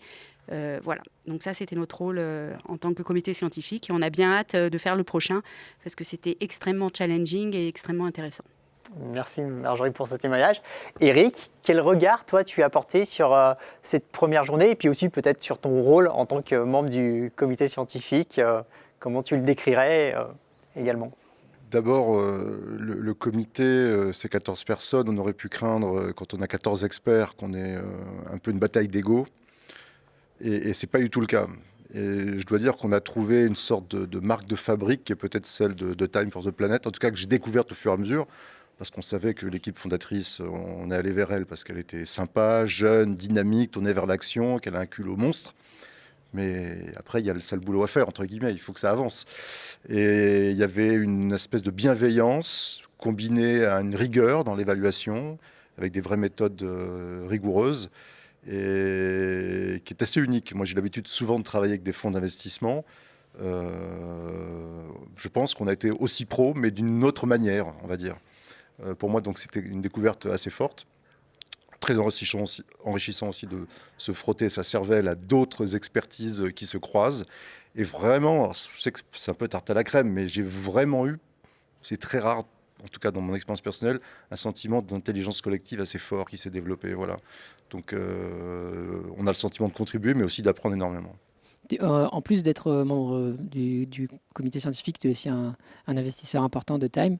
Est-ce que tu peux peut-être raconter comment ça s'est passé, la rencontre avec Colline, la première fois, les premiers contacts que tu as eus avec Time for the Planet? Ouais, bon, d'abord, moi je suis un passionné du problème climatique depuis de très nombreuses années. D'abord en tant que patron de boîte, où j'avais mis en place un programme climat dans l'entreprise dans laquelle j'étais sans aucune obligation, hein, un peu dans le dos de mon investisseur, qui était un fonds de private equity, hein, donc, mais qui a accepté très gentiment.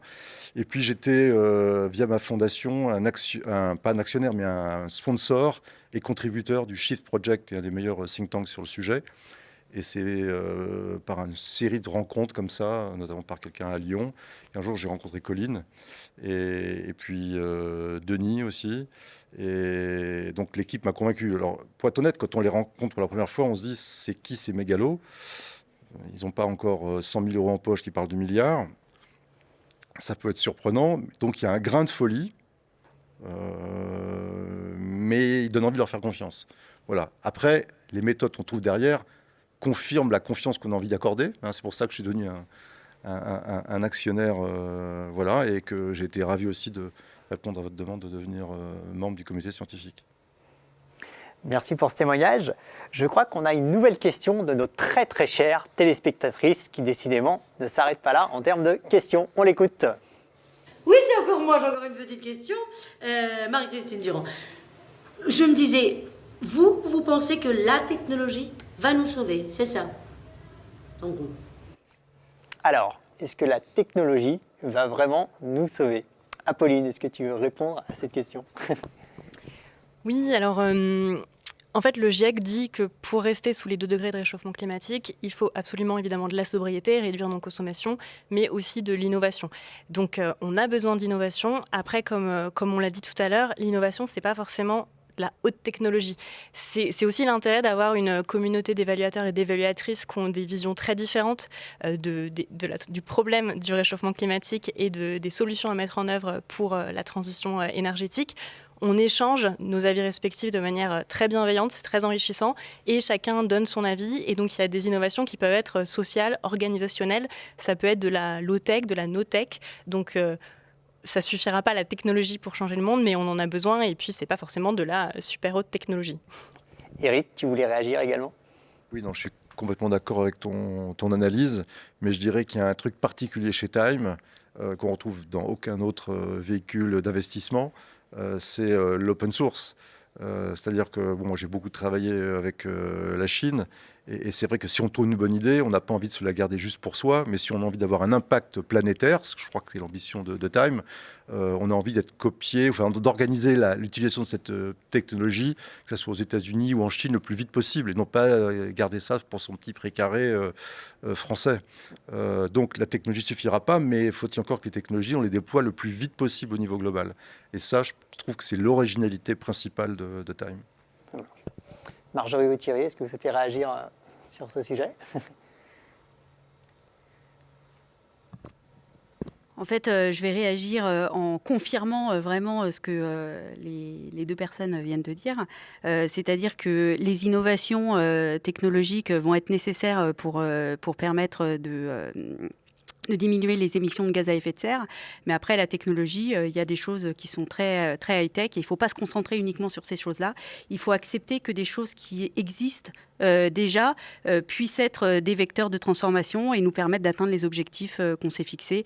Et dans ce cadre-là, les objectifs de diminution des gaz à effet de serre. Merci pour vos réactions. Décidément, les questions n'arrêtent pas. On a encore une question pour vous. On l'écoute. Et vous pensez que 100 entreprises, ça suffira pour un monde à sauver ? Alors, comment on fait pour sauver le monde avec uniquement 100 entreprises ? Mais je crois que vous avez déjà pour partie répondu à cette question. Thierry, est-ce que tu veux répondre sur ce point ?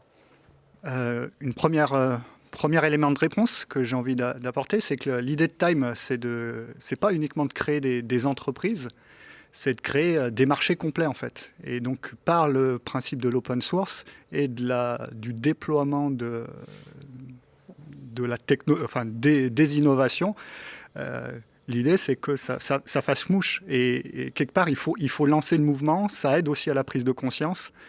Et si on ne commence pas, on n'y arrivera pas. Eric, c'est réagir. Oui, non, je suis entièrement d'accord avec toi. Et d'ailleurs, j'ai vécu une expérience récente qui m'a un peu troublé, qui m'a confirmé que j'avais bien raison de m'être engagé dans Time. Beaucoup de grandes écoles maintenant mettent en place une formation à l'enjeu climatique. Et j'ai participé à une de ces journées dans une des très grandes, une des meilleures grandes écoles d'ingénieurs françaises. Et ce qui m'a frappé, c'est qu'à la fin de la journée de formation, ils avaient tous le moral dans les chaussettes. Et alors on se dit, c'est embêtant si quand même les meilleurs ingénieurs français en formation ressortent de là. Et je crois que l'unique remède dans ce cas-là, c'est d'être tourné vers l'action. Donc 100 entreprises, c'est peut-être pas gigantesque, mais c'est déjà pas mal. Et en tout cas, orienter les gens vers l'action, c'est indispensable. Sinon, on va juste rester dans son coin, se plaindre et en gênant, en n'avançant pas, quoi. Ouais, je pense qu'il faut ajouter que le cœur de Time for the Planet, c'est ce qui était dit sur le premier plateau, c'est un cœur entrepreneurial. Alors, il y a beaucoup de projections qui sont faites sur ce que c'est que de monter une entreprise. Je vais essayer d'expliquer de la façon la plus crue possible et la plus simple. Mais monter une entreprise, c'est vous êtes à poil. Et il faut que, de toute urgence, vous trouviez un slip. Une fois que vous avez votre slip, de toute urgence, vous devez trouver un short. Et votre objectif, c'est d'être en t-shirt au bout du moins de temps possible, peut-être 3 mois, 4 mois. C'est ça, être entrepreneur. Ça veut dire que nous, quand en fait on a démarré Time for the Planet, on s'est dit on va fixer un cap qui va vouloir dire à tous les gens qui vont regarder cet objet veut changer le monde à grande échelle. Comment on va aller jusque-là ? On n'en avait aucune idée. On ne savait pas qu'il y aurait une communauté, on ne savait pas qu'il y aurait un comité scientifique, etc. On l'a découvert au fur et à mesure de la création. Et c'est comme ça en fait que les choses grandissent. La toute première version de Google, c'était 4 ordinateurs branchés les uns avec les autres qui permettaient de chercher dans je sais pas, peut-être même pas 3 ou 4 000 pages, vraiment un truc minuscule. C'est comme ça qu'on peut construire. Donc il ne faut pas prendre le côté 100 entreprises de façon littérale. Il faut entendre, on veut créer des entreprises open source qui permettent une démultiplication. Ça c'est le cœur, c'est vraiment le truc qu'on avait effectivement dès le départ dans l'esprit. Et peut-être aussi un dernier point, parce que comme on est bientôt sur la fin de ce plateau d'innovation, faudrait quand même rappeler, c'est l'expression favorite de Colline, qui est de dire que open source, c'est pas open bar. Et donc, quand on dit une boîte va être créée et va permettre à n'importe qui de copier, améliorer et commercialiser, c'est quelque chose d'engageant juridiquement. C'est-à-dire que c'est pas je copie et je fais mon truc, c'est je signe un contrat. Dans ce contrat, j'ai les droits à copier, améliorer, commercialiser, mais j'ai aussi la colonne des devoirs. Dans les devoirs, il y a si j'améliore, je dois mettre à disposition de tous les utilisateurs de la licence cette amélioration. Sinon, Time for the Planet peut me retirer l'utilisation de ma licence. Donc là, l'argent que je générais, c'est fini, je ne peux plus le générer. Hein. C'est de ça dont on parle. Deuxième obligation, je dois communiquer chaque année les chiffres qui permettent à n'importe qui, enfin qui permettent à Time for the Planet de savoir quelles sont les émissions de CO2 qui ont été captées ou économisées. Bref, quel a été notre impact. Et ça nous permet ensuite d'aller voir nos actionnaires et de leur faire leur dividende CO2. C'est-à-dire qu'on va additionner le CO2 qui a été économisé grâce à nos boîtes, plus tous les utilisateurs des licences. Donc ça peut être considérable. Et on va aller voir chaque actionnaire, on va lui dire, voilà, toi, tu as tant d'actions. Ces actions, elles représentent la non-émission ou la captation de tant de CO2. C'est ça le cœur de ce qu'il va avoir en tête de ce que va accomplir Time for the Planet. Est-ce qu'il faudra 100 entreprises? Est-ce qu'il en faudra 99 ou est-ce qu'il en faudra 1500? Honnêtement, j'en ai aucune idée, mais je ne pense pas que ce soit le truc le plus important auquel on doit répondre maintenant. Merci à tous, en tout cas, d'avoir participé à ce 3e plateau sur les innovations. Merci à votre investissement également personnel au sein de Time for the Planet pour faire en sorte de faire émerger ces fameuses innovations qui peuvent changer la donne à l'échelle mondiale contre les gaz à effet de serre. Merci à tous. On va passer à la 4e partie de cette émission juste après sur la gouvernance. Mais avant ça, on vous propose une petite vidéo pour vous expliquer en détail comment s'est passée cette journée avec le comité scientifique.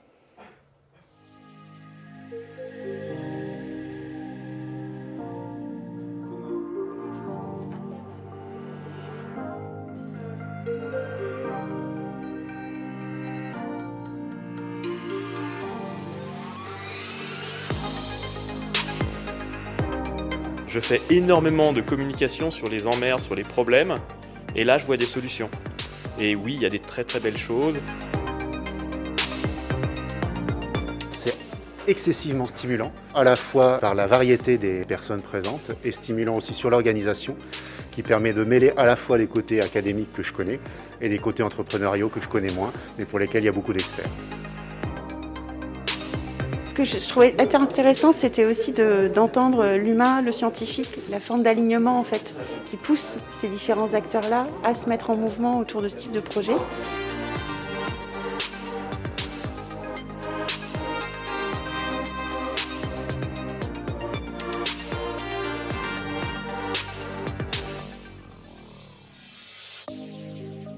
Il y a des gens qui arrivent sur les innovations avec l'angle marché, il y en a d'autres qui arrivent avec l'angle technique, il y en a qui arrivent avec l'angle environnement. C'est très démocratique comme processus, donc moi je fais confiance à ce type de processus.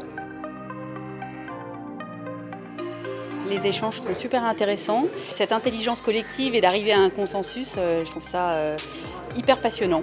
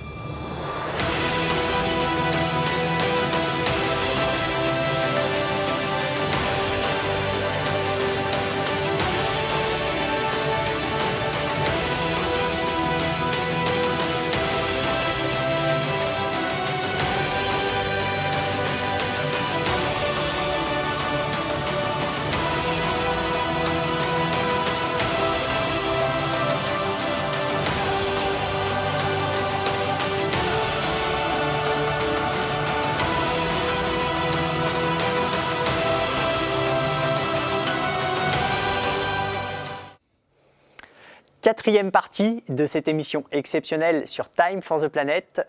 Le sujet que nous allons aborder pour finir, c'est la gouvernance. Qui décide de quoi, comment, quels sont les contrôles et les garde-fous mis en œuvre au sein de Time for the Planet pour assurer sa mission. Rebonsoir Nicolas.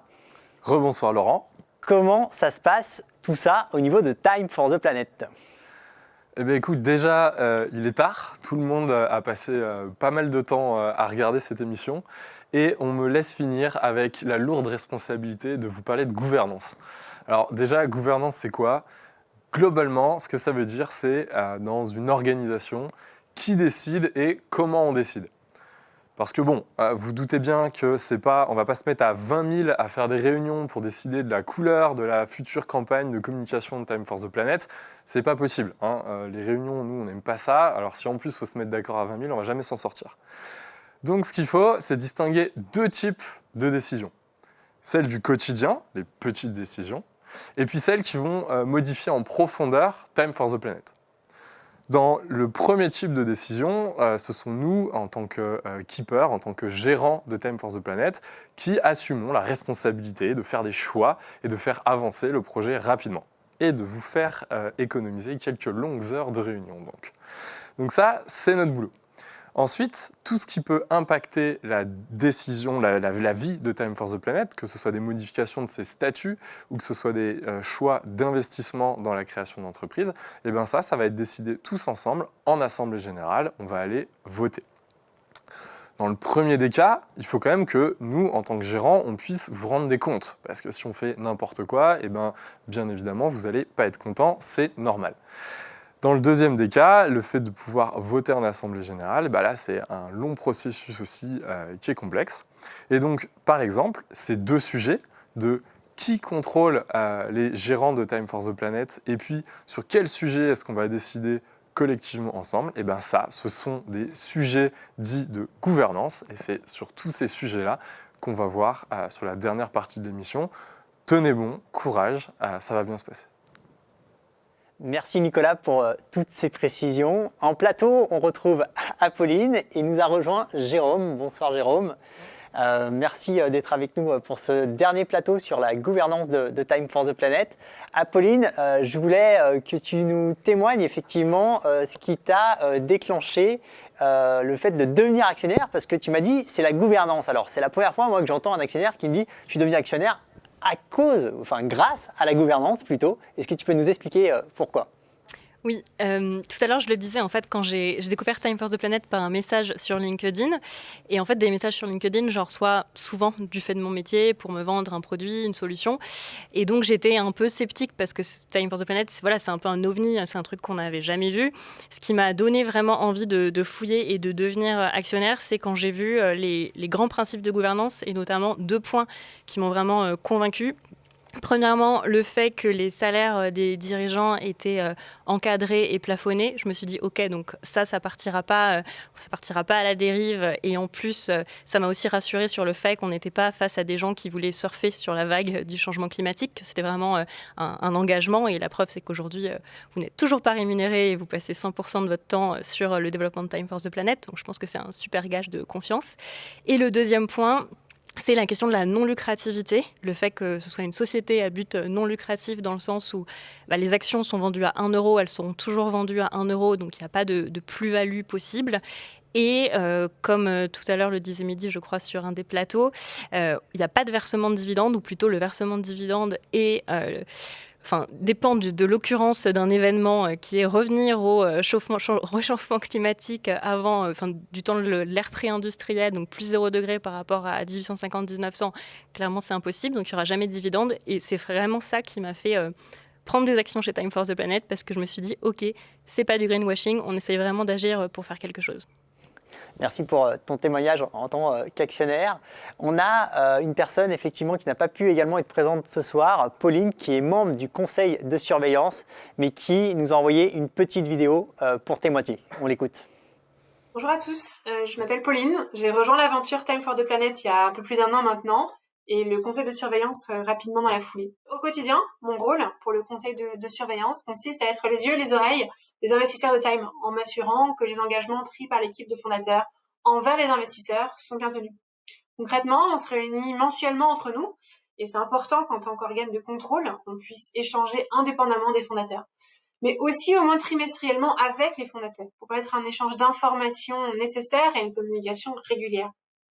L'idée est de vérifier que les choix faits par l'équipe de gestion, qu'ils soient économiques ou opérationnels, sont en ligne avec l'objectif ultime et les règles que l'on s'est fixées. Ce que je trouve formidable, et ça vient du fait que le sujet final touche tout le monde, mais surtout que le retour, le TRI Planète touchera tout le monde sur la Terre de la même manière en tant qu'individu, en tant que terrien. La communauté est elle aussi invitée à participer tout au long du process. Donc en sourçant des entreprises ou des technologies nouvelles dans lesquelles on pourrait investir, mais également en se positionnant sur des décisions d'investissement. C'est un mécanisme qui n'existe absolument pas dans une structure de fonds d'investissement classique où le gestionnaire est en charge de cela et il est rémunéré pour cela. Une autre différence majeure avec un fonds d'investissement traditionnel est l'horizon. Un fonds d'investissement classique comparable aura une durée généralement de 10 ans. Ici, nous partons sur un horizon illimité, enfin du moins lié à notre ambition, qui est de lever 1 milliard pour investir dans 100 entreprises, donc très ambitieux. Et cet horizon quasi illimité va pouvoir matcher au mieux avec l'horizon de retour que l'on vise, qui est un horizon long terme. Merci Pauline pour ce témoignage. Bonsoir Jérôme, merci d'être venu témoigner également. Tu es membre du conseil de surveillance, je vais y arriver, c'est la fin de soirée. Est-ce que tu peux nous redétailler précisément le rôle du conseil de surveillance au sein de Time for the Planet et ce qui selon toi est essentiel dans la gouvernance et les garde-fous qui sont mis en place d'un point de vue statutaire notamment? Oui, volontiers. Enfin, je vais partir de ce par quoi commençait Nico tout à l'heure, c'est-à-dire la gouvernance. La gouvernance, quand on dit on va parler de la gouvernance, on se dit oulala, il est temps d'aller prendre une tisane, ça va être pénible. Je voudrais en une minute dire que c'est pas si pénible que ça. D'abord, derrière le mot gouvernance, tu l'as dit Nico, qu'est-ce que ça veut dire, ces règles du jeu? Donc, quelle est la règle du jeu? J'entre dans un truc, c'est quoi la règle du jeu? Le deuxième élément, c'est que c'est probablement l'une des innovations les plus essentielles de Time for the Planet, donc ça vaut la peine d'y consacrer une minute. Et le troisième élément, c'est qu'en fait, c'est très simple. Si on regarde comment fonctionne ce grand pari de Time for the Planet, le succès dépend de deux groupes. Alors, il y a votre groupe, les créateurs, les keepers, qui prenait un certain nombre d'engagements qu'a rappelé Apolline, notamment au fond d'avoir l'esprit collectif et de renoncer à devenir fabuleusement riche si, comme on l'espère tous, demain vous êtes plus grand qu'Amazon. Et puis il y a nous, c'est-à-dire tous les autres, c'est-à-dire les actionnaires. Et nous, on fait un sacrifice aussi, c'était aussi rappelé par Apolline, c'est-à-dire qu'on dit, oui, on renonce à nos intérêts financiers, non pas pour 1 an, mais pour 3 ans, pour 5 ans, pour 10 ans. Alors, ça va marcher, mais ça va marcher à 2 conditions. La première condition, c'est qu'on ait totalement confiance dans le fait que vous allez rester sur cet esprit d'intérêt collectif. Et puis, la deuxième condition, c'est exactement le symétrique, c'est que vous ayez confiance que nous, les actionnaires, on va rester dans cet état d'esprit d'intérêt collectif. Parce que des actionnaires, ça peut changer, puis il peut y en avoir de nouveaux. Et donc, c'est là qu'est la grande complexité de la chose. Et en fait, la réponse que vous avez trouvée a été extrêmement simple. C'est-à-dire qu'en fait, il n'y a pas une société, il y a 2 sociétés. C'est-à-dire, vous avez d'abord Time for the Planet, dont on parle maintenant depuis un bon moment, qui est la société des actionnaires. Et dans les statuts, c'est-à-dire les règles du jeu, là aussi Time for the Planet, on a écrit nos engagements d'actionnaires. C'est-à-dire, en gros, l'argent ne sort pas de la société, c'est clair. C'est pas possible, sauf si c'est pour le carbone. Et puis dans la deuxième société, c'est la vôtre, c'est celle des créateurs, c'est celle des keepers. Et là, on a aussi écrit très clairement les règles du jeu. Tout ce à quoi vous vous engagez, on a rappelé le multiple du SMIC et puis pas de valeur sur les actions. Et donc, la beauté du système, c'est qu'en fait, vous ne pouvez pas changer les règles du jeu sans les accords de Time for the Planet, et nous, on ne peut pas changer les règles du jeu sans votre accord à vous. C'est-à-dire, c'est ce qu'on appelait dans ma jeunesse, je te tiens, tu me tiens par la barbichette. Et en fait, c'est hyper simple, mais je ne connais aucune société en France qui ait inventé cette chose-là, donc c'est hyper innovant. Et 2, ça veut dire qu'une fois qu'on a compris ça, ça suffit, parce qu'on n'a plus à y penser. En gros, ça veut dire que du côté des actionnaires, on ne peut plus avoir de mauvaises surprises qui surviennent du fond de l'horizon de l'autre côté. Et vous aussi, vous êtes dans votre roue, dans votre sillage, dans votre projet, sans vous dire que demain, vous pouvez avoir un coup de poignard dans le dos de la part des actionnaires. Et donc ça, c'est absolument remarquable. Je pense que pour 99% des actionnaires, c'est tout ce qu'il y a à savoir. Mais j'encourage, s'il y a 1% de maniaques qui, comme moi, adorent les problèmes de gouvernance, les problèmes de statut, etc., d'aller voir sur le site les statuts des deux sociétés, et de les décortiquer. Et si par hasard vous repérez quelque chose qui vous paraît améliorable, de nous le dire, parce qu'à chaque assemblée générale, on ravaude un peu pour essayer encore d'améliorer cette gouvernance de Time for the Planet. À la fin de l'émission, on aura ton numéro de portable pour toutes les questions de gouvernance. Non. Sur le site, ça marche très bien. On a un président du conseil de surveillance. Vous avez ses coordonnées sur le site. Donc voilà. Et après, on est 8, on va être 12 après la prochaine Assemblée générale. Et donc, c'est collégialement qu'on regardera toutes les bonnes idées qui nous remonteront. Merci Jérôme pour ces précisions. Je crois qu'on a une des dernières questions qui pouvait peut-être encore rester à notre chère téléspectatrice. Je vais y arriver. On l'écoute. Encore une petite question, Marie-Christine Durand. Non, oui, parce que, bon, très bien tout ça. Mais je me disais, si une entreprise devient majoritaire de Time, elle pourra tout contrôler, c'est ça, elle fera ce qu'elle voudra.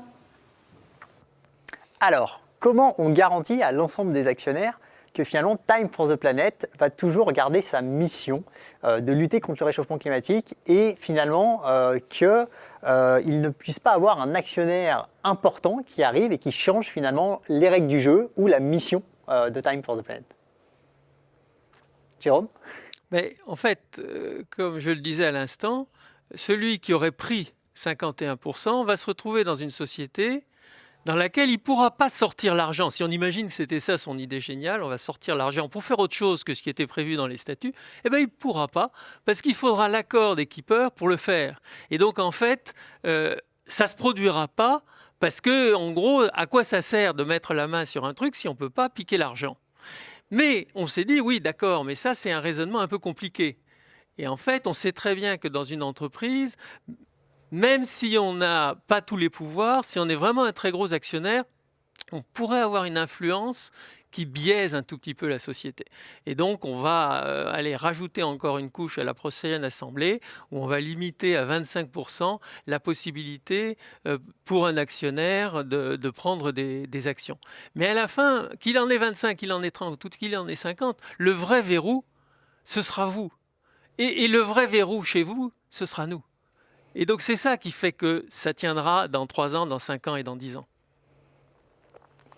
Tu souhaitais compléter, Apolline ? Oui, je voulais compléter sur un autre point qui est prévu, qui va être proposé à la prochaine Assemblée générale. Aujourd'hui, donc, on a une action égale une voix, parce qu'on est une société commerciale et que c'est comme ça que ça fonctionne. Il y a le veto donc, des cofondateurs via Act for the Planet qui permet d'empêcher que le projet parte dans le mauvais sens. Et ce qu'il est prévu de proposer à la prochaine Assemblée, et que moi personnellement je trouve très intéressant, c'est d'ajouter un vote consultatif, une entité égale une voix. Donc refaire voter ensuite l'ensemble des actionnaires de Time for the Planet pour dire est-ce que vous êtes d'accord avec telle et telle décision, pour qu'on ait un double éclairage finalement et que vous, en tant que garant de la vision, vous puissiez utiliser votre droit de veto ou non à encore meilleur escient. Peut-être Nico, après ton entrée discrète devant la caméra, je pense que ça serait bien que tu précises qui est gérant, qu'est-ce que c'est que Act for the Planet dont Apolline vient de parler. Ouais, puis tu me sors de mon rôle de pot de fleurs aussi, accessoirement sur ce dernier plateau. Oui, tout à fait. Jérôme a parlé de 2 entités. Pardon. Time for the Planet est une société en commandite par action, qui est une forme très particulière, qui va désigner des commandités. Le commandité, en gros, c'est une structure ou une personne physique qui va avoir des pouvoirs très forts, notamment des droits de veto, comme disait Apolline. Et du coup, le commandité de Time for the Planet, donc celui qui doit rendre des comptes aux commanditaires, donc aux actionnaires de Time for the Planet, s'appelle Act for the Planet, qui est une société, mais qui est une petite coquille vide, qui est juste là pour protéger notre patrimoine personnel, nous, en tant que dirigeants de Time, et dans laquelle Time for the Planet a aussi une place au sein du conseil d'administration pour vérifier justement qu'on ne fait pas n'importe quoi. Et il y a une sorte d'autocontrôle, l'autocontrôle que décrivait Jérôme. Et donc, ensuite, comme il faut des personnes physiques pour s'occuper au quotidien de Time for the Planet, eh bien, Act for the Planet désigne des gérants qui sont les 6 keepers. Laurent, est-ce que j'ai fait une bêtise? Parce que du coup, c'est toi le présentateur, mais quand même, faut savoir, c'est lui qui présente tout habituellement, c'est lui qui s'occupe de tout ça. Donc, tiens, je te fais participer aussi. Voilà, c'est une petite Merci impro. Nicolas. C'est une petite impro, Écoute, Laurent. non, tu as été très bon sur l'explication, je n'ai absolument rien à rajouter. pas peu Si je te dis 10%, ça te fait penser à quelque chose? Alors, ça me fait penser à la prochaine et dernière question. On l'écoute tout de suite, notre chère téléspectatrice, c'est parti. Oui, alors oui, bon. Mais alors, comment savoir si mon argent va bien être utilisé pour créer des entreprises qui vont lutter contre le réchauffement climatique? Bon, après, je vous laisse. Mais dites-moi, je peux... Donc, comment on peut effectivement garantir à l'ensemble de nos actionnaires que leur argent sera bien réinvesti finalement dans l'ensemble des innovations qui seront proposées? Jérôme, est-ce que tu veux préciser ce point-là? C'est un problème qui existe dans beaucoup d'entreprises qui finalement ont une mission principale et puis la mission de faire connaître ce qu'elles font. Par exemple, comme cette réunion, il peut y avoir un dérapage qui amènera à dire l'argent ne sert pas simplement à réduire le carbone, il sert à faire toute la communication autour. Et donc, et puis à la limite, vous pourriez très bien dire c'est très bien la campagne gratuite qu'on a eue de Deco, mais on va se la payer. On a 4 millions, on peut en mettre 1 dans la campagne payante de Deco. Et donc, vous ne l'auriez jamais fait. Mais des esprits pervers pourraient avoir peur que vous le fassiez. Et donc, la règle du jeu qui a été fixée entre nous et qui a été actée par le conseil de surveillance, c'est de dire qu'à chaque fois que vous recevez 10 €, il n'y a qu'1 euro qui peut partir à l'administration de Time for the Planet. Et donc, c'est une règle très contraignante qui est beaucoup plus faible que ce qu'on trouve dans la plupart des fonds ou dans la plupart des organisations, même d'intérêt général. Si on regarde des fondations ou des associations, la règle de 10% est extrêmement contraignante. Vous l'avez acceptée. Et donc, grâce à ça, chacun, quand il met 10 €, sait qu'il y en a 9 € qui vont aller au carbone. Merci pour cette précision. Également, Nicolas, est-ce que tu voudrais préciser sur l'investissement qui peut être fait dans les innovations? Comment on valide ça? Qui valide finalement et qui décide combien on met sur quelle innovation? Ça va être costaud, parce que maintenant on est à 20 000 actionnaires. Pardon, encore. Et donc du coup, ce sont les 20 000 actionnaires en assemblée générale qui vont voter. Nous, notre travail de gérant, du coup, c'est de rendre des rapports sur telle innovation, pourquoi elle a été sélectionnée, pourquoi elle est bien, pourquoi ça va être facile ou compliqué de la mettre en place. Nous, on soumet ce rapport au conseil de surveillance et ensuite le conseil de surveillance, du coup, lui, a vérifié en amont qu'on a bien fait le travail. Ensuite, ce travail est présenté en assemblée générale devant tous les actionnaires donc, et chacun va voter pour choisir dans lesquels on investit. Et donc ça va être costaud parce que voter à 20 000, c'est pas rien, Laurent. Je crois que tu bosses sur le sujet en ce moment et tu as encore 2 mois, quoi. Merci pour cette précision. Merci à vous pour être venu témoigner sur ce dernier plateau et nous préciser ces points qui sont extrêmement importants. Comme le disait Jérôme, c'est vraiment les règles du jeu d'un point de vue statutaire, donc c'est quand même extrêmement important de les comprendre et de savoir ce qu'il y a décrit dans les statuts de Time for the Planet que vous pouvez bien sûr consulter sur le site internet. Je tiens à remercier l'ensemble des participants de cette émission qui est absolument exceptionnelle, qui a essayé de répondre au maximum de questions que vous posiez. On a également une session de questions-réponses à suivre juste après l'émission en live où j'aurai le plaisir avec l'ensemble des cofondateurs Keepers de Time for the Planet de répondre en direct à toutes vos questions. Donc restez en ligne suite à l'émission pour poser l'ensemble de questions auxquelles on répondra. Et je tiens à remercier l'ensemble des équipes également qui nous ont permis de réaliser cette émission. Donc merci à eux, merci à l'ensemble des témoins qui sont venus jusqu'à nous pour témoigner et merci à l'ensemble des cofondateurs pour différentes présentations. A tout de suite pour la session de questions-réponses en direct. On vous répond. On va donc accepter tout le monde dans Time for the Planet. Des femmes et des hommes de tous les pays, des entreprises, petites, moyennes et grandes. Des associations et ONG, des clubs sportifs. Des collectivités publiques, des banques et des fonds d'investissement. On va discuter avec des représentants élus, quel que soit leur bord politique. On accueillera les riches, les pauvres, les gros cons, les véganes, les boulimiques du voyage en avion. Les décroissants, les utopistes et les pessimistes, ceux qui comprennent rien à l'urgence de la situation, et encore toutes les autres catégories de personnes que tu ne peux pas saquer. On a les nôtres aussi, si ça peut te rassurer. On aura l'OM et le PSG, le MEDEF et la CGT, Tom et Jerry, les pros et les anti-nucléaires. On mangera des pains au chocolat et des chocolatines. De toute façon, on est tous sur le même paquebot, il n'y a plus qu'à déposer les armes et à coopérer. Ici, quoi qu'on pense ou fasse tous individuellement, on n'est pas là pour s'écharper, on est là pour construire. On se reprendra la tête si on arrive un jour à trouver une île sur laquelle accoster et si on a encore l'envie et l'énergie. Pour l'instant, pause. On y arrivera parce qu'on sait tous au fond de nous qu'on y a intérêt, individuellement et collectivement.